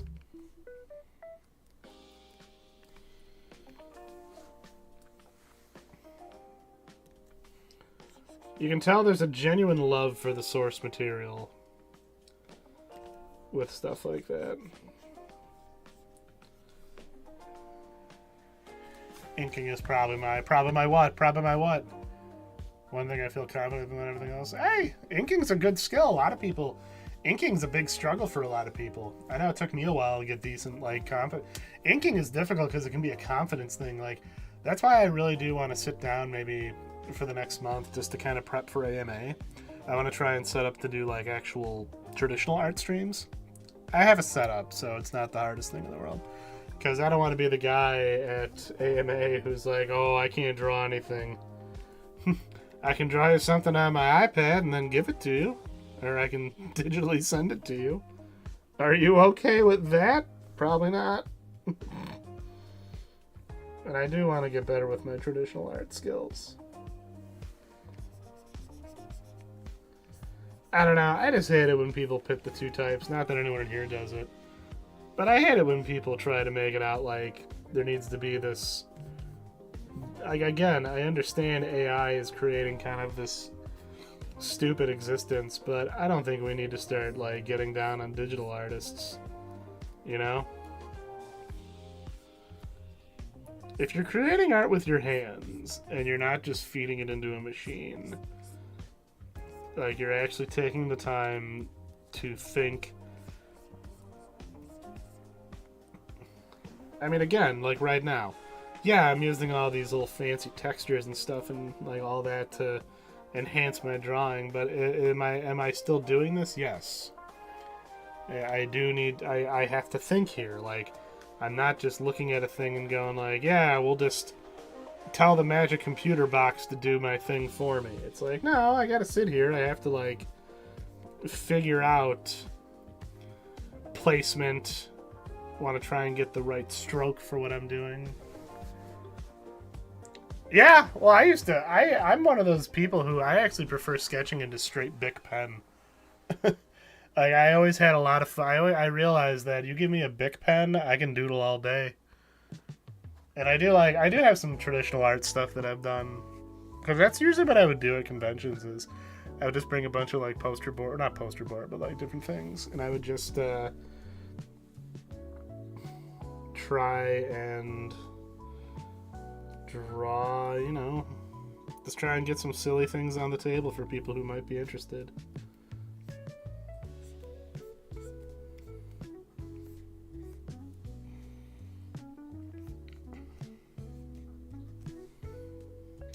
Yeah, I figured a traditional art stream is probably on the agenda just so I can get a little bit of practice in. I did an okay job drawing something for Shadow Man. I believe I drew Beth. No, not Beth. Jolt. I drew Jolt. What am I thinking?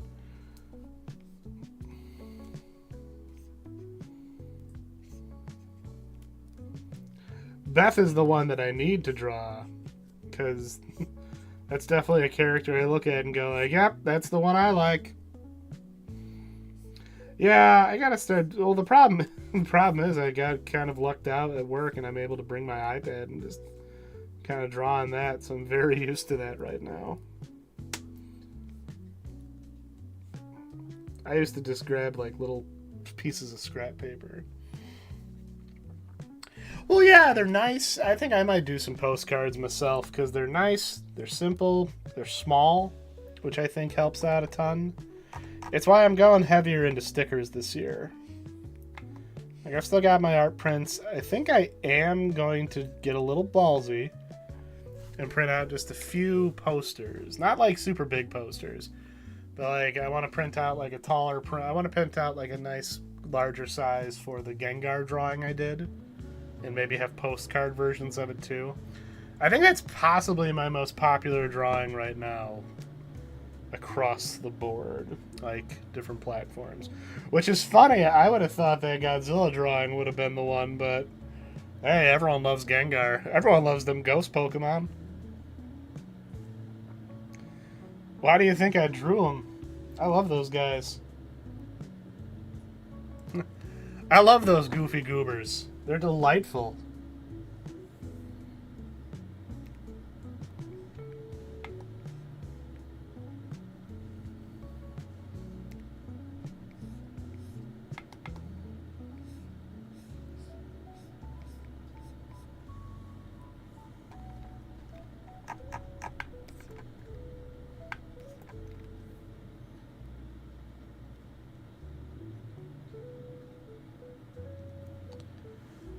I love drawing Gengar. I mean, Gengar is a top tier. That entire ghost line. Haunter's my boy.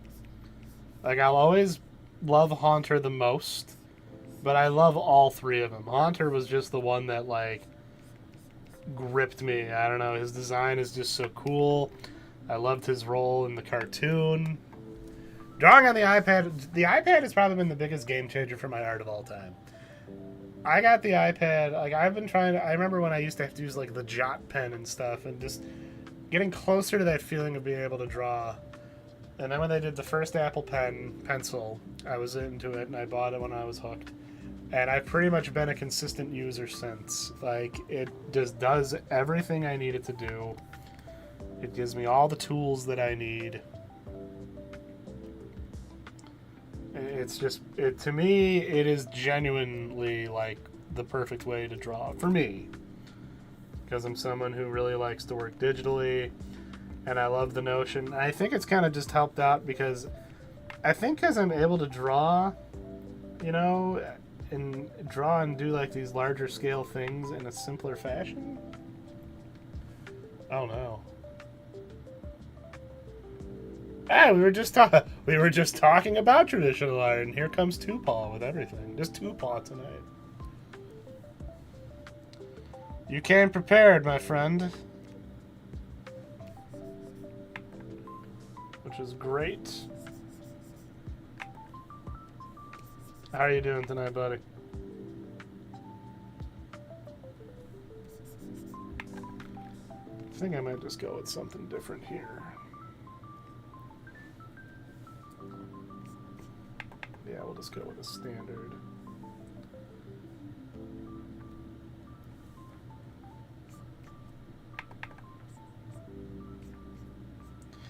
See, and I think this is kind of a big game changer for me too, was the fact that I started to worry less when I realized I can always come back and draw, like, work on these things.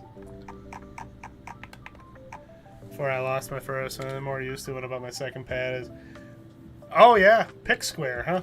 I used Pixaki, and that one's been okay, but I'm also very rudimentary when it comes to sprite stuff. Like, nothing compared to the kind of stuff like you do.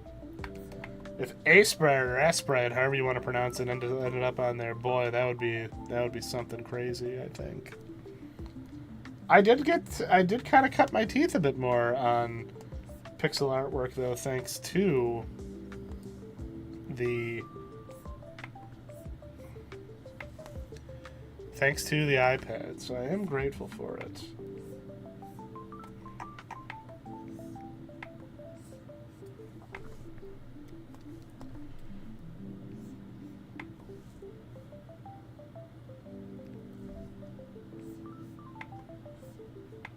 I think I'm just looking forward to AMA this year. Ah, interesting. I'll have to check it out. That's good. It's good. It's like I tell everybody, any improvement is good improvement. You know, can't always make a big stride, but when you can make any sort of stride. Ooh, that actually looked kind of sick. Interesting. Okay, hold up.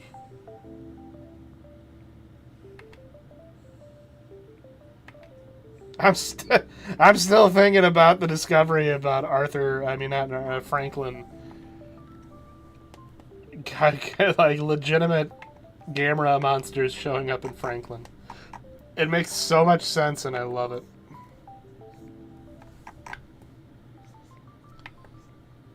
I like to imagine that even if Dai or whoever was like in time, they would have been like, no, let them have it. Let them do this. Ooh, see, I love this. See, this is something I've been having a lot of fun doing lately. If you ever want to like experiment with something kind of neat, I do like another layer on top of my inks, and I start kind of adding like little extra lines of different colors to kind of push like a particular feeling or texture. I feel like it's become a bit of a favorite thing of mine. I can kind of in the Ghidorah drawing I did, I really liked the way it enhanced the lightning strikes, I think, like, and how it affects, like, how it would shine off of.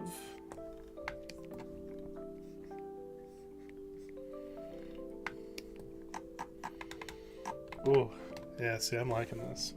See, it's a good feeling. There's no shame in being like, oh, hell yeah, I'm doing this. Hell yeah, I'm owning this shit. Got that Dracula flow going. Has anyone else watched Dracula flow in here? I have been obsessed with it because of this Nosferatu. Yeah, well, and it's like, I like to imagine that even if they were in a position to sue, just everyone, we can't do that. Look, turtles stick together. Turtles stick together, okay?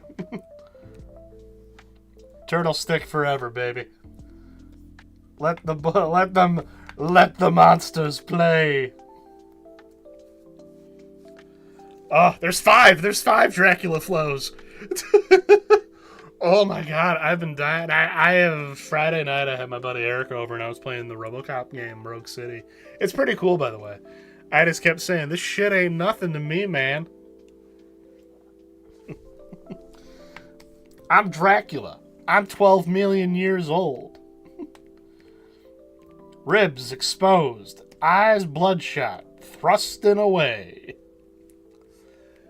On and off the court, straight fundamentals. No funny business. Just so bizarre. I love it. Thank you. Thank you for the encouragement. Again, I love that it's letting me. It's pretty cool. I got it on sale on Good Old Games, and I started it Friday, and it definitely gets you. It's the RoboCop sequel we deserved. It's the RoboCop sequel we deserved. Ooh, the first time you fire the M9, or is it the M9? The Auto 9. Like, there's some wonderful. Well, that's what I mean. Dracula Flow, you could literally just remix that and it would probably, like, flow perfectly fine. Some of the hardest lines in there. My pockets are full of so much cheese, they think I'm a calzone.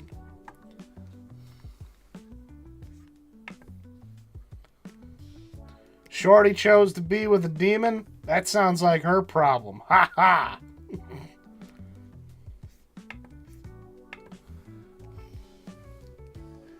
MF Doom. I gotta listen to more MF Doom. I really liked what he did with Czarface. That was a real good, like.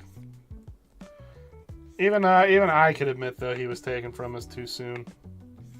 I mean, not admit, but it's like even I feel that.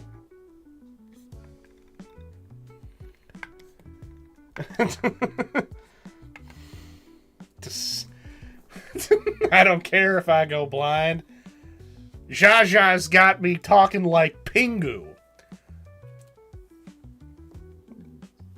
Quality Zsa Zsa, disrupting my circadian rhythm.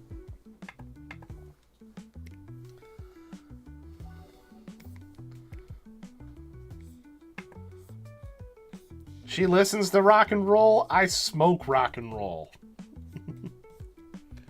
Murphy's Law just means a robot puts it through a salad shooter, a little less efficient, but just as dutifully. Pingu's my own boy. I like Pingu. I didn't watch Pingu. It was a little beyond my time, but I've watched my fair share of Newt compilations. Pingu seems like a delightful scamp. I like him.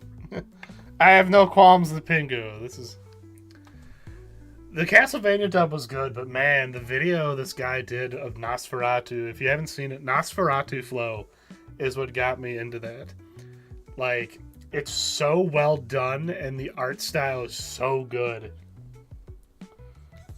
I was dying. I was getting some trouble because I kept dropping Dracula Flow lines when I was playing anything.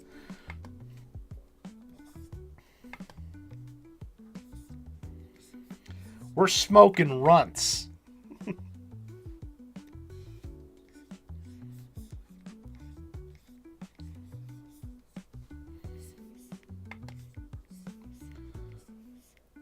My money is long like James Cameron.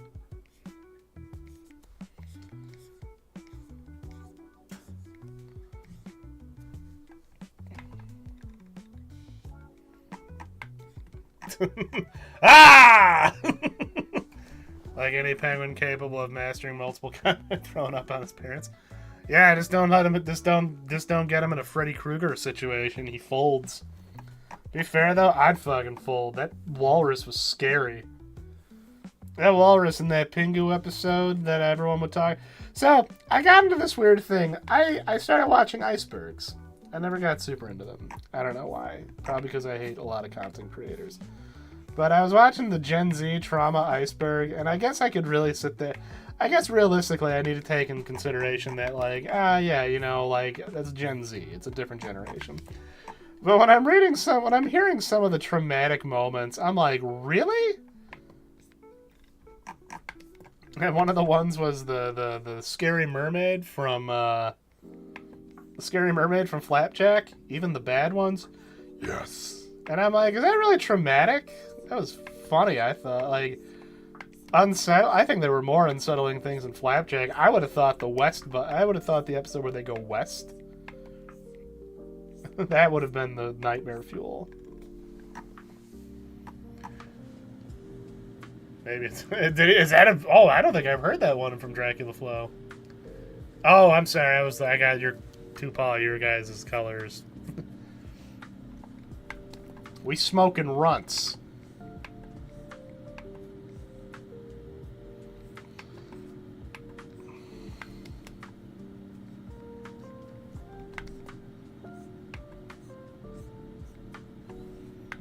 Welcome back, Usa. Hope everything's okay. Sounds like you got a lot going on at work, maybe? God damn, these texture brushes are too good. It's like I feel like I'm harnessing power I'm not supposed to have. I feel like this power is too mighty for me. But I'm gonna use it anyway, because I'm a fool like that.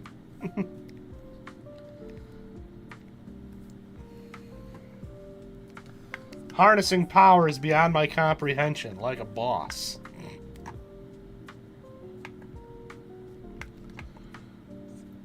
Like I said, though, I buy these textured brushes, and then I buy these like fancy art brushes and stuff, and then I use it to draw the dumbest stuff possible. It's my modus operandi, as they were. Oh.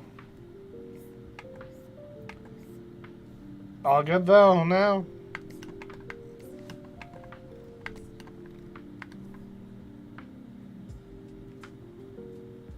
There we go.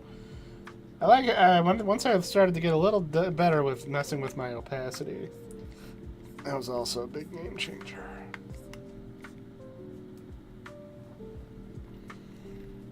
Let's see. I think he might be able to stand getting a little bit of, like, the texture brushes.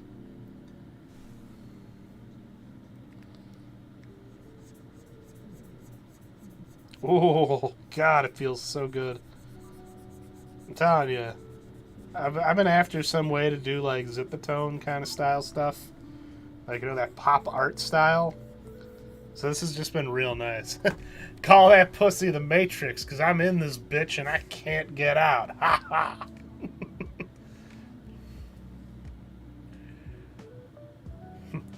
I fuck like it's for survival. Like it's the last sip of water I'll ever get. Again, some of the lines that guy drops is just like the funniest stuff I've ever heard in a long time. Actually, we might just give him the whole fill. It really suits him.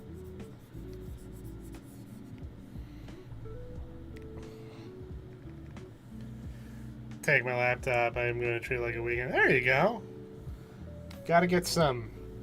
It's part of the reason I stream, actually. Like, you know, kind of jumping back to what I saw, there was that whole discussion about, like, you know, artists feeling like they're stuck streaming, and it's like, I hope that's not the case. I mean, I stream because I like to, because it's almost like therapy for me after a point. I make that joke almost every stream, but I really do kind of mean it. Like, my mental state's improved a ton since I started live streaming and stuff. Yeah, it's nice to just hang out. Last guy ran off the pet, got choked out. We can just go back and forth. This blunt is obscenely large. This blunt has a family.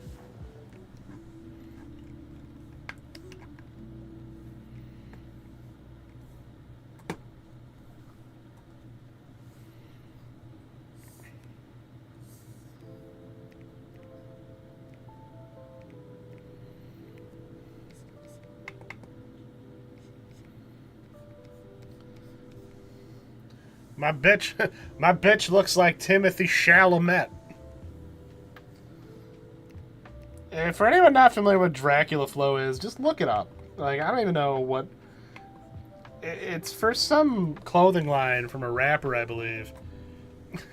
But it's just this guy in a real, like, basic Dracula costume just dropping some of the hardest lines you'll hear, like, non-stop. He is just going for it. And there's 5 videos, each in about 20 minutes, and some of these are like the coldest lines you'll ever hear. They slowly fade in the darkness. I let the Archangel take him.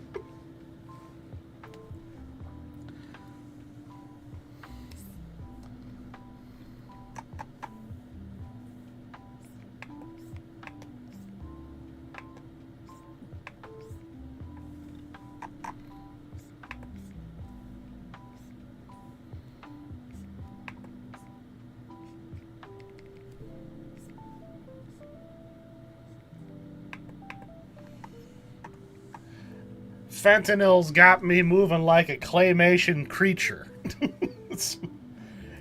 Just, yeah. some of the stuff he says, you're just kind of sitting there like, where is this coming from? And how can I get more of it from him?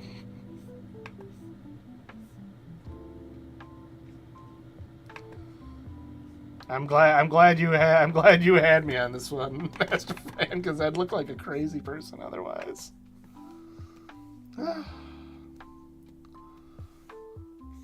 It's the ha-ha that always gets me, that he drops in sometimes.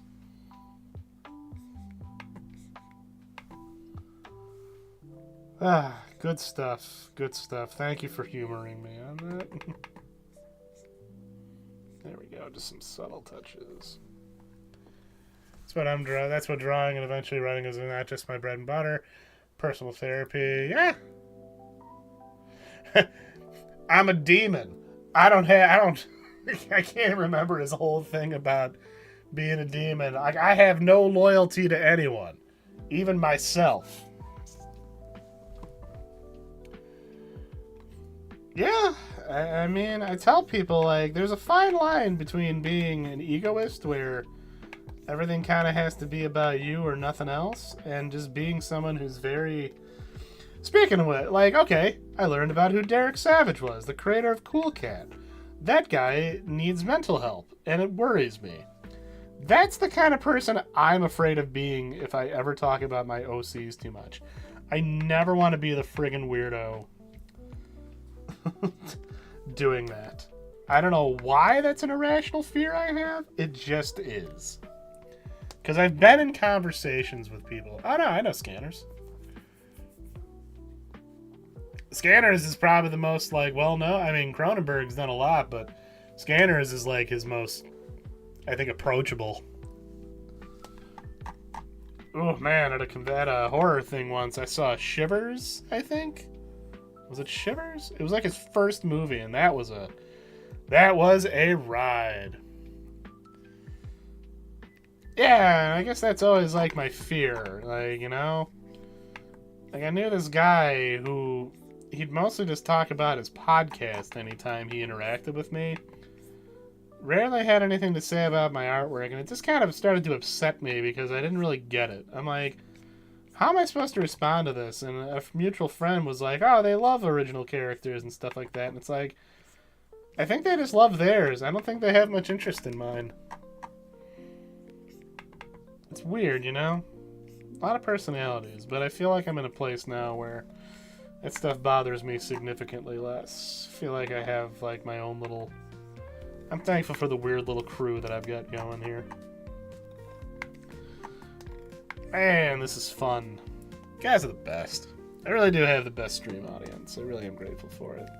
That's why I get weird about asking for money. I'm kind of just at a place right now where I'm thankful. Send that money to a hardworking artist. Not that I'm not one, but, like, I'm alright. This is what I've been wanting out of my artwork. I've been wanting to be able to just kind of hang out, run my mouth, and have things be pretty okay. It's pretty good. I think this is what everyone should get. This is what streaming art should be. Like, you know, just shooting the breeze, talking fun, talking dumb nonsense like Dracula Flow.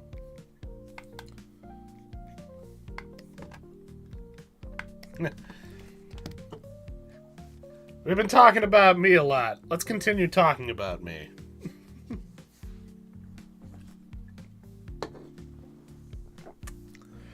What can we say about Henshin John? Gearing up for my big expose. Gearing up for my big expose. I'm going to get a picture of John. I'm going to make his eyes bloodshot. I'm gonna discolor his face enough, maybe give him some yellow, like real grotesque teeth.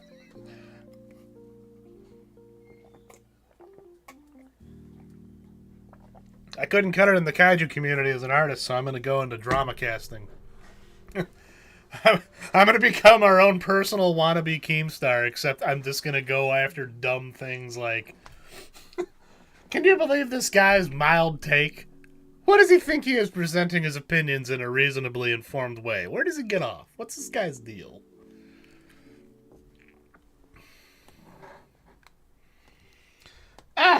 It's like, to me, sometimes I think you can.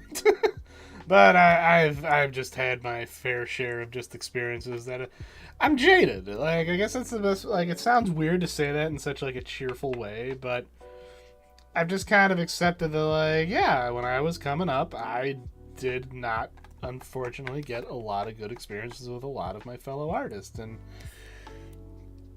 you know, I've made peace with it, and I'm okay with it now because I feel like I'm just kind of cool hanging out.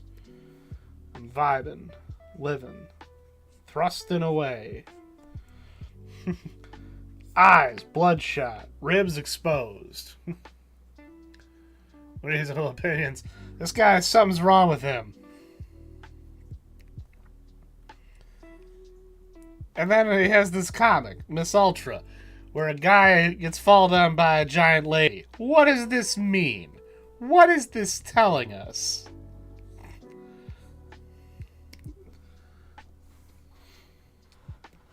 Literally make it the dumbest. I want to kill brain cells with my drama content.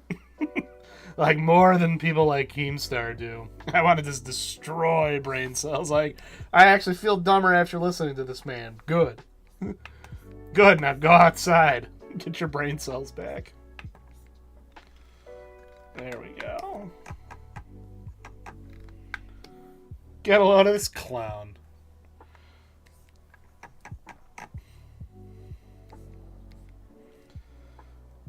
Way I see it, if a person can't appreciate a fine giant lady's butt, that clearly is a problem with them, not me. You and Timothy Chalamet have the same birthday? That's neat. I think we should be legally allowed to message celebrities who share our birthdays and just say, "Hey, happy birthday!" It's like a common practice. Because I would get to message Arnold Schwarzenegger, and I would just get to tell him how much I love Commando. Eric disagrees with me, but it's my favorite Schwarzenegger movie. I think it gets everything right. Yes, I put that above anything else. That's always good. He said the giant humanoids and small human suffering or something. Like, yeah, there's something at play here. Hey man, you got a long way to go to we got a ways to go to be as much of a weirdo as I am publicly. Granted, I'm so tame about it. I think that's kind of how I survive for the most part, and I don't get a whole lot. Plus, I've run into so many. Even Jingle All the Way. Jingle All the Way, I can only watch. I can watch Commando anytime. Jingle All the Way, I can only watch around Christmas.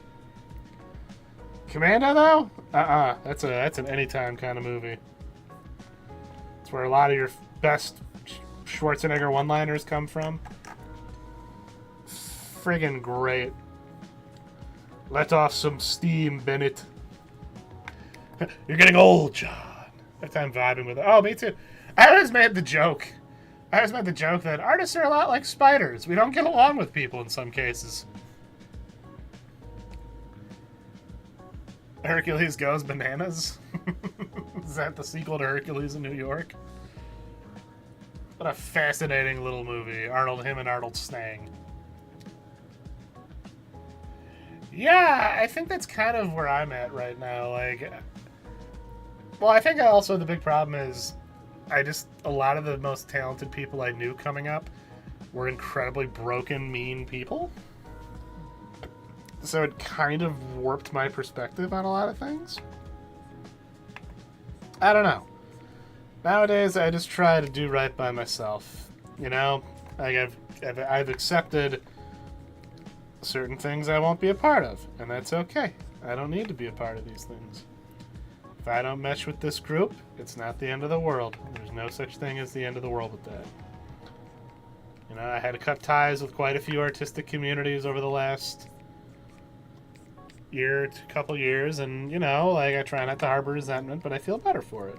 I just think we were not meshing well. We were not jiving well.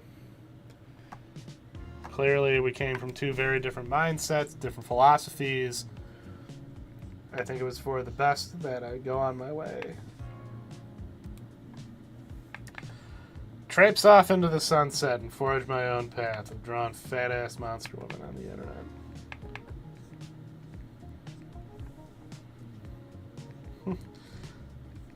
It's a humble existence. No. Hell no.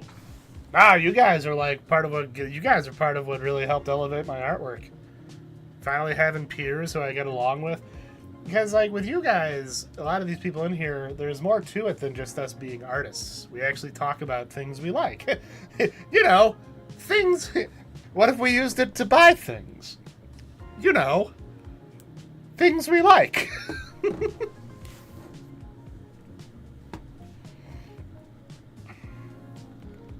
Nah. I mean, I would not be anywhere where I'm at now as far as my sanity goes if it weren't for the likes of you, Robert Montserrat, Usago, just everybody in here. A lot of cool people who I've met through Twitter, John Tanium. Not on Twitch. Yeah, exactly. Like, and it's nice to have friends who aren't so focused on, I have to be the next big thing. I gotta hustle. Because, again, balance is where I think of a lot with that hustle culture stuff, where sometimes, man, it's too much. And I've just been a part of a lot of situations growing up where I wasn't part of the agenda because I was just kind of, like, spinning my wheels, I guess, which I guess shame on me, but it was also, like, I was trying to get a degree in addictions counseling at the time. Strange worlds. Moving on to the forbidden pants. The pants from Flapjack? The ones that Captain Knuckles had to eat all those hot dogs to fit into? And then he exploded? I'm surprised that wasn't the... That's what blew my mind about that iceberg. There are so many more disturbing things that happened in Flapjack than the angel going, yes! Like, it's like, that was a pretty basic joke. Captain Knuckles literally exploding? That was kind of a lot. Them going crazy from seawater consumption?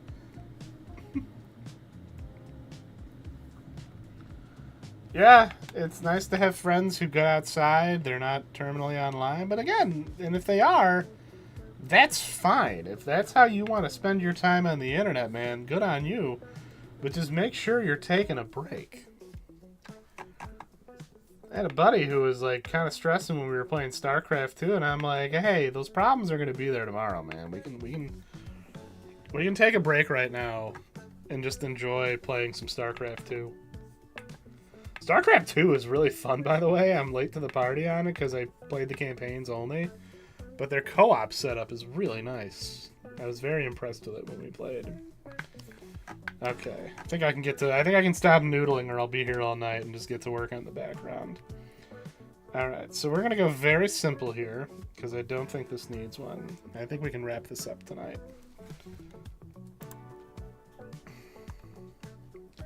Nah, I don't want to abandon anybody. I like all my friends. I like my friends. I'm actually, like, looking forward... Oh yeah, I play the Protoss too. Get her going to therapy, working jobs. That's good. Gotta find those little things. Like, I know for me, when my job switched from me doing a lot of case management work to now I'm working with technology and teaching people, significantly less stressed. Like, my stress levels just kind of... It was a long road to get there, and it was painful as all hell, but I'm thankful to be in a place where I'm like, yeah, I don't hate my life as much as I used to. That's good. It's a good way to be. It's a good place to be.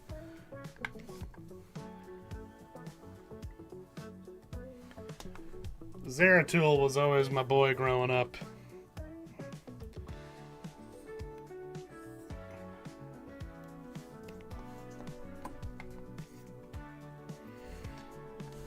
I love how weird the color scheme is on Giron's little planet they end up on.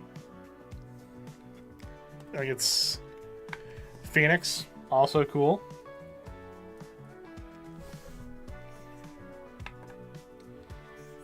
I gotta play through the Protoss campaign in 2. Apparently I played through the campaign of 1, but I don't remember it. I played through the campaign for the Zerg, but I don't remember anything about it at all.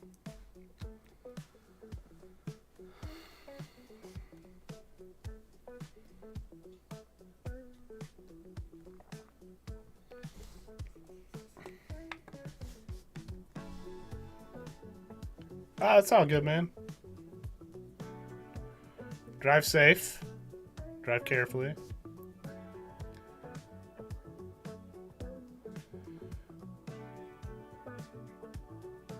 I really appreciate that too, Paul. I try to, that's kind of why I'm okay with it if my streams kind of stay at this level. Like, the 200 goal is just, I thought it'd be funny to do something where it's like, I'll play a Bubsy game, and there's a genuine, real fear that I'm going to end up not hating it as much as I think I will. And that terrifies me. I am terrified of that prospect. But, I mean, I try to... I like it when people have conversations, within the streams and stuff like that. That's why one of the big reasons I appreciate this so much is that I'm kind of a soft-spoken... Despite how I am in group settings in person, I'm kind of a soft-spoken kind of guy in a sense, or I'm not the best at not getting talked over. So maybe not necessarily soft-spoken, but I'm not aggressive when it comes to getting my words in, like I probably should be. So, I mean, I appreciate, this kind of thing. The Protoss. Man, I hate that. I hate when I start up StarCraft 2. It's Mengsk greeting me on the cover. Never liked that guy. What a creep. Never trusted him. Never will.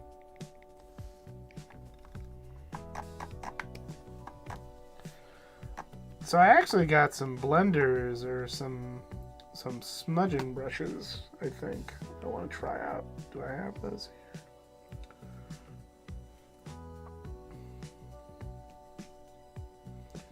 Speed Hatcher, soft fill, grainy finger blend. Let's see how this works.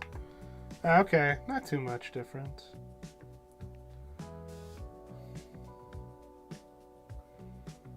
Blendy shader? Interesting. Yeah, hence why I don't trust him. I kind of wish they'd revisit StarCraft at some point. I don't hate Warcraft, but I've always been more of a StarCraft guy personally.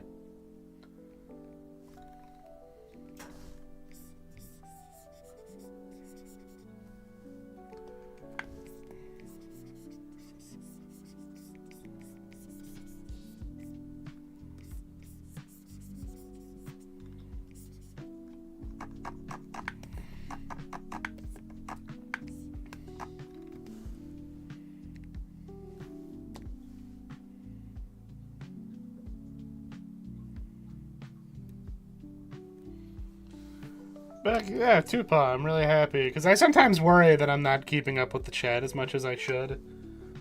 Like, I feel terrible. I feel bad for Amy. Real nice person. But they show up on my YouTube side of the chat, and I'm trying to get better at going back and forth. Like, I got both screens up, or both little docs up. I never want to come off as if I'm not, I try to never ignore anybody intentionally.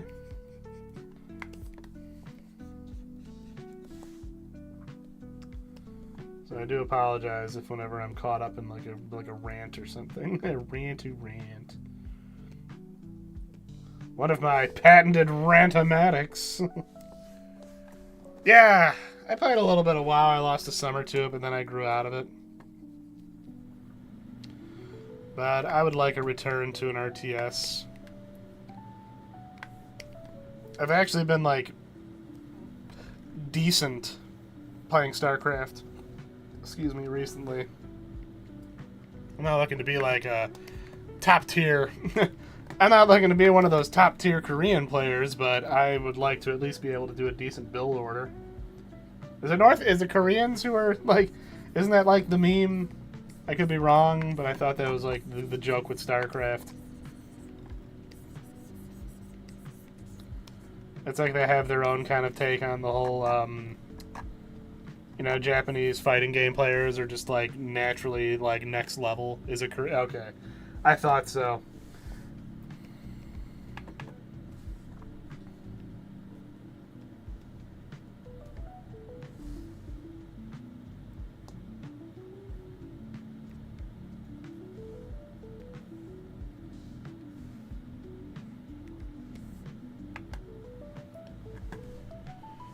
Yeah, StarCraft seems to still have its place.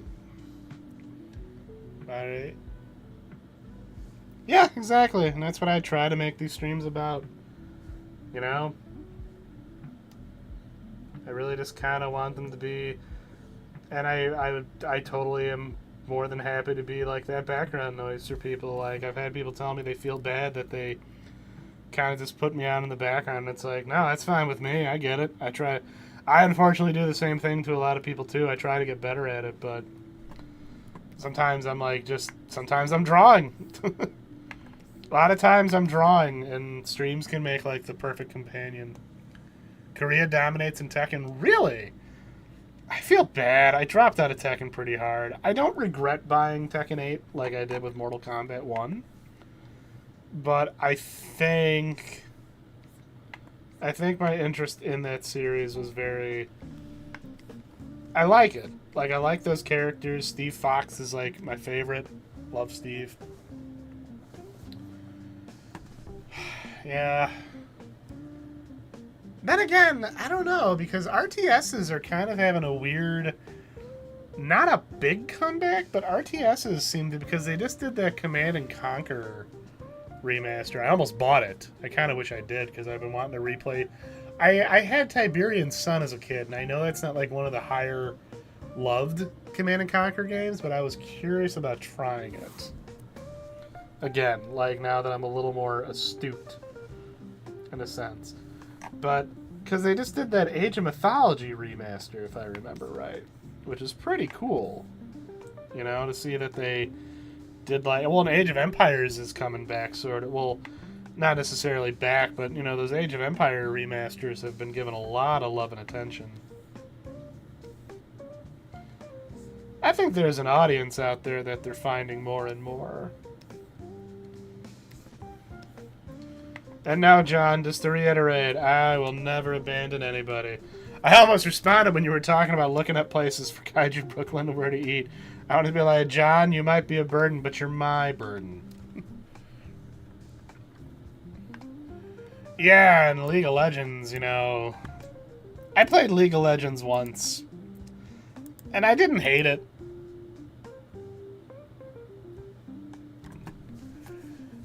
Yeah. That's what I like about, you know, that's why I try to find some good music. I'll hunt down a gluten-free pizza for you, friend. I will go into a place. I will go into a place and be in the most Chicago. Look, I need a gluten-free pizza for my pal here. We can do a cultural exchange. Okay. Is it gluten-free that you need? That's good. Well, don't worry. We'll be having a grand old time. I'm excited Matt Reedy's going to be there. He's a real nice guy. I met Matt Reedy in person for the first time at Space Golf here. Because they were doing a little kaiju pop-up shop. And I think we kind of ran into each other on Instagram, and I finally met him in person. Super nice guy.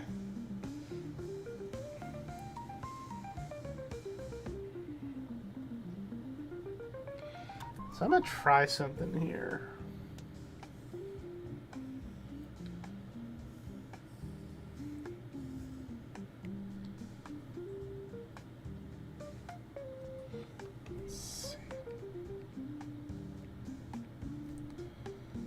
So I need to grab that, and I need to grab the line art, I think. I just want to try something here. May or may not work, but I think it will work. Okay, I was hoping... Oh, right, that probably doesn't work that way, does it? Ah! What the...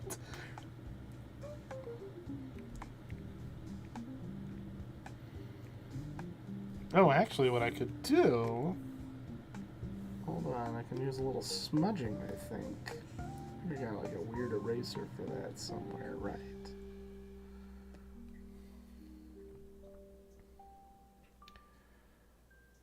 I remember you showing that. Hey, man, I get it. You're not gonna get any guff from me, man. I know how it goes. I'm a bit of a... I'm not as picky as I used to be, but I get it. Oh, no, I don't think that works. No, thank you. I was debating if I wanted to, but I think it works with the line art the way it is. Like, can you guys tell this is supposed to be, like, you know, a reflection?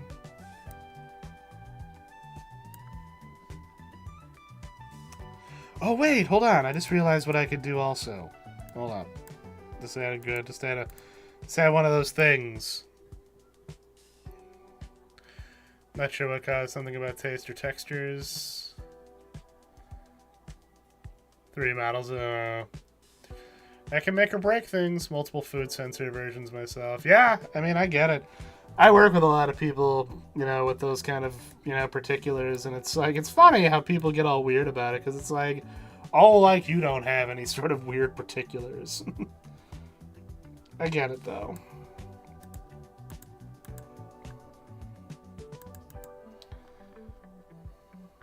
Let's see if this might work.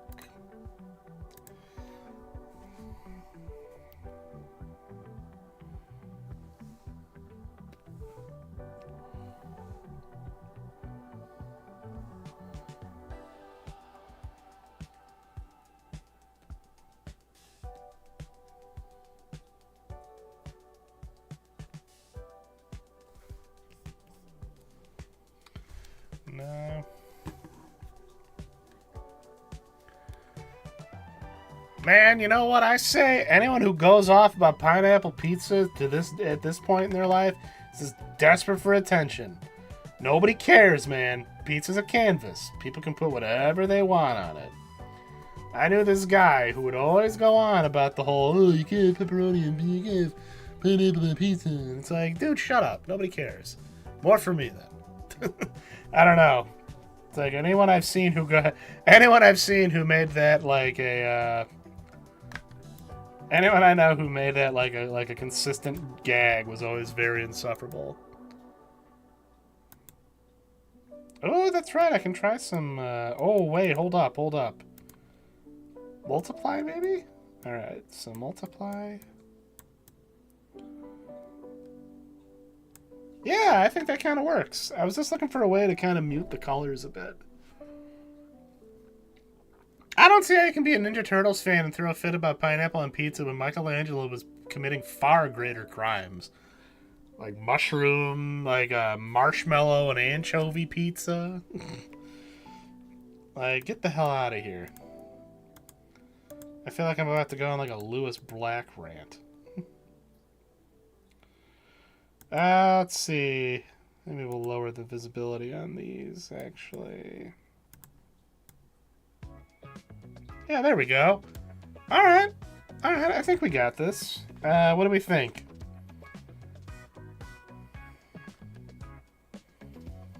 How are we feeling? I'm gonna get a big full screen.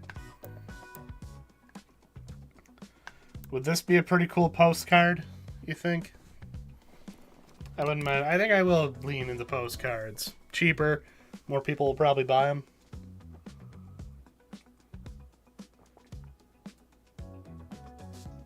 Saturate the red now. Just because I'm a dum-dum when it comes to my terminology. Saturate, do you mean make brighter? Oh yeah, anchovies are rough. I've never had anchovies on pizza, but I did try one once. Ooh. Yeah, like, you think you're ready? Okay, you think I just adjust. Well, I think because I made a dumb mistake and everything's on the same layer. But we can fix that nice and easy. You mean the red on Giron's eye, the big knife guy, this little area right here?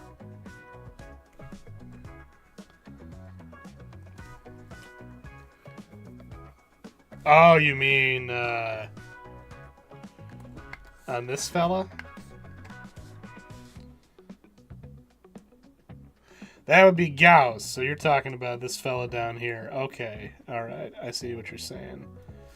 Let me remove the multiply, because it doesn't seem like it makes. So you said saturate it. So we can raise or lower it. So if we lower it, that's what we get. Well, I think I might need to fill in. I need to fill in some dots too. Or maybe brighter? Bring it up to about 25. Gotcha.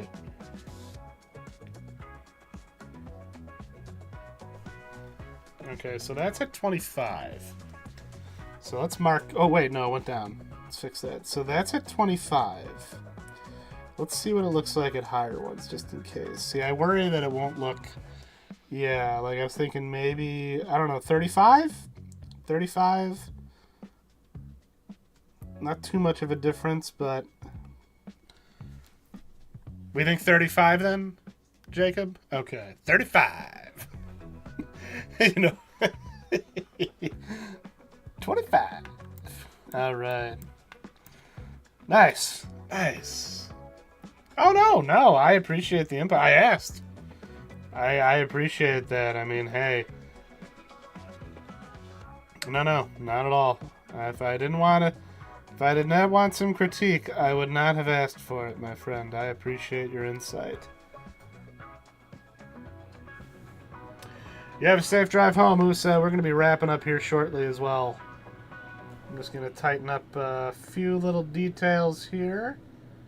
Post this bad boy on the social medias. Blue Sky tonight, Instagram tomorrow. We'll see how we do. But yeah, this might end up being a... I'm going to look into some postcards. I like the idea. Amount of salt stuffed into most of the cooked food. Oh. I'm thankful to say I don't eat a whole lot of McDonald's nowadays. I'm not against it. It's just, I just have zero desire. Me and Shauna like to go to this little place called Wonder Burger. It's right near us. It's a Chicago staple. Got this thing called Brunch Burger. It's real good. Tighten this up a little bit. Oh, that's not right. Only problem is when I use these things, I don't know which ones they were anymore.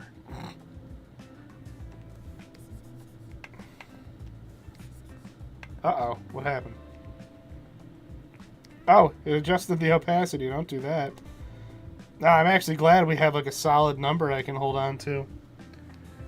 A lot of us are pretty... Yeah, like if the critique is genuinely honest, if anyone... Well, yeah, because I saw there was a controversy with somebody getting salty about a bad review, or...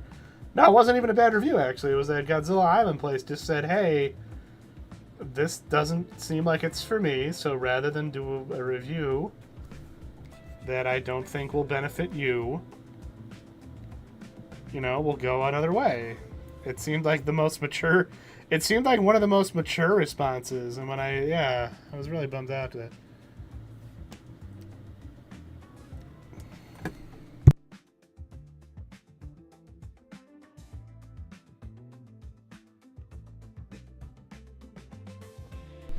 There we go. Oh no, I think I was also just ending up on the wrong layer. Gotta adjust this a little bit. Nah, I made the mistake. I gotta start noting like what one of these tools I'm using. There's so many of them. I don't know what. There we go. I must have been using like a 30%. Well, yeah. Like, you know, I'd rather get a quality burger made by a hipster doofus than... If I have the option, I will take the hipster doofuses. Oh, I also need to tighten up some coloring here.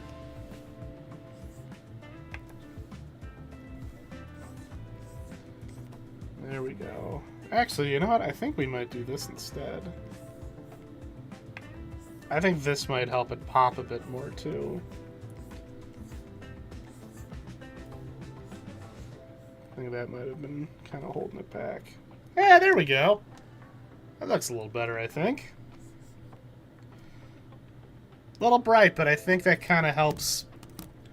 I think that helps kind of draw the attention. Because, I mean, it makes sense, too, gals. Yeah, see, no, like, if someone can give me advice to make a drawing better, I'm more than happy to take it. Oh god, Reddit is the worst fucking place to post any of that stuff. I was talking to Jacob here, was talking about Reddit. My experience posting on Reddit was I posted like an old Luna comic strip I did. It was where it was making fun of virtual reality. It was kind of a weird Undertale kind of reference. Luna's wearing like a virtual reality thing, and she's like, "Oh God, no!" And it cuts down to the bottom panel, and it's like a neck beard, because making fun of neck beards was the soup du jour at the time, and I'll always make fun of them because they suck. But anyway, I posted that shit on Reddit, and like majority of the comments were just, "Why is there a bunny guy in the background? What is this?" And I'm like, I've grown very distrustful about the furry hate thing, because nowadays, I know some people have linked it to like, a lot of things with homophobia, but it's like, why is that your focus? Like, do you act like this when someone shows you Usagi Yojimbo? Do you just assume? Not that I'm Stan Sakai or anywhere in the same territory as Stan Sakai, but like, I don't know, man, it's dumb.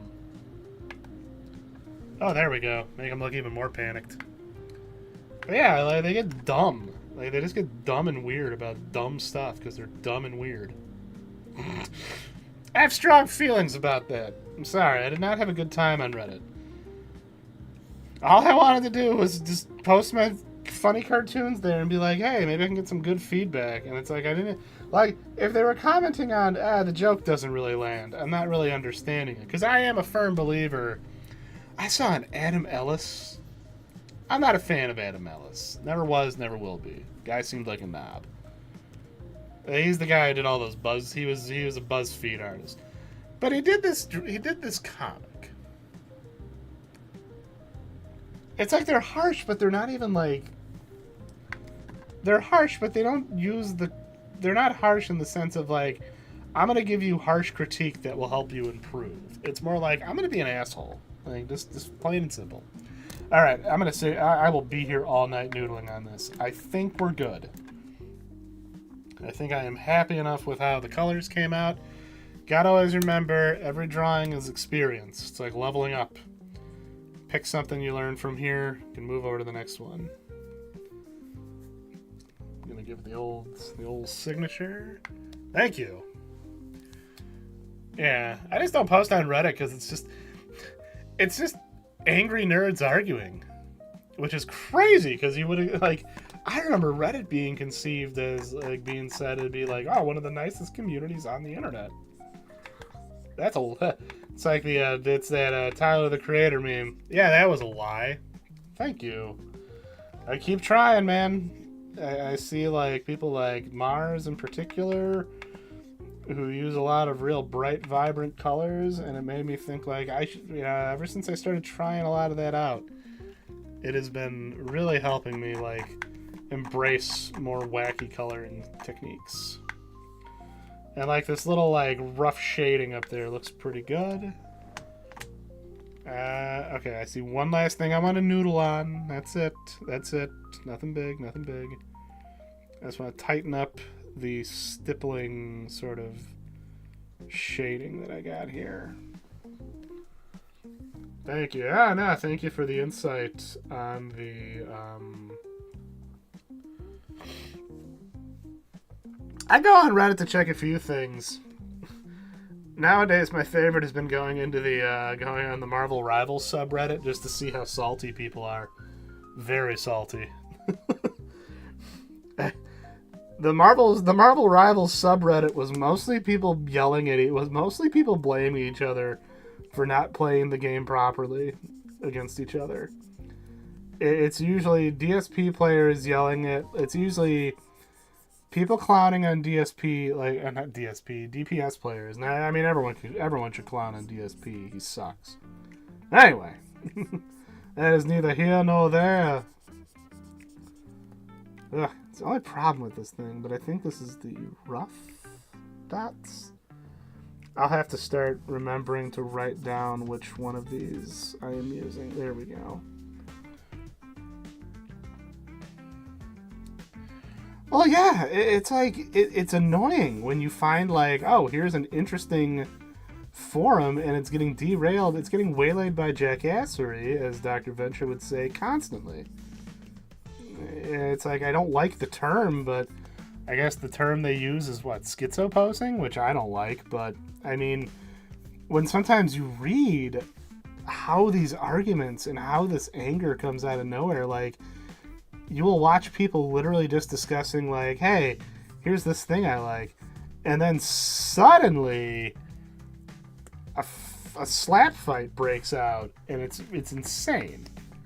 It's like one of those things of like, dude, we weren't even talking about this. What happened? Where's the revenge fantasy coming from, man? We were talking about... Ah, you're right.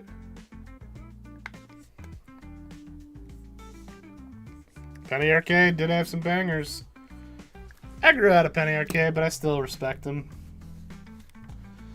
Alright, I think we are good. So what did I sketch tonight anyway? Alright, we got the big crocodile barbarian. I feel like every time I get a little closer with muscle anatomy. It's getting there. It's getting there. A blank canvas. Alright, we drew the big bee lady. I'll have to make sure I keep working with her. And we wrapped up my Giron drawing. I'm very happy to see. Yeah. Oh, I love it when people... I was joking about that when I love when people send me things that are Vandy coded. It makes me laugh because like there's usually like a pretty consistent thorough line like Vandy coded, huh? What does that mean? That's what I'm going for actually. I've been looking at a lot of references of Baki the Grappler. If I can draw anything half as grotesquely muscular as that, I'll be satisfied. All right. Breaks her spine with care. I agree. All right, everybody. I'm going to head off for the night. What time is it? Oh, 9 o'clock. Just when we'd be ending anyway. All right. So, yeah, I'm going to head off. Thank you all for hanging out with me. As always, talking, all of that good stuff.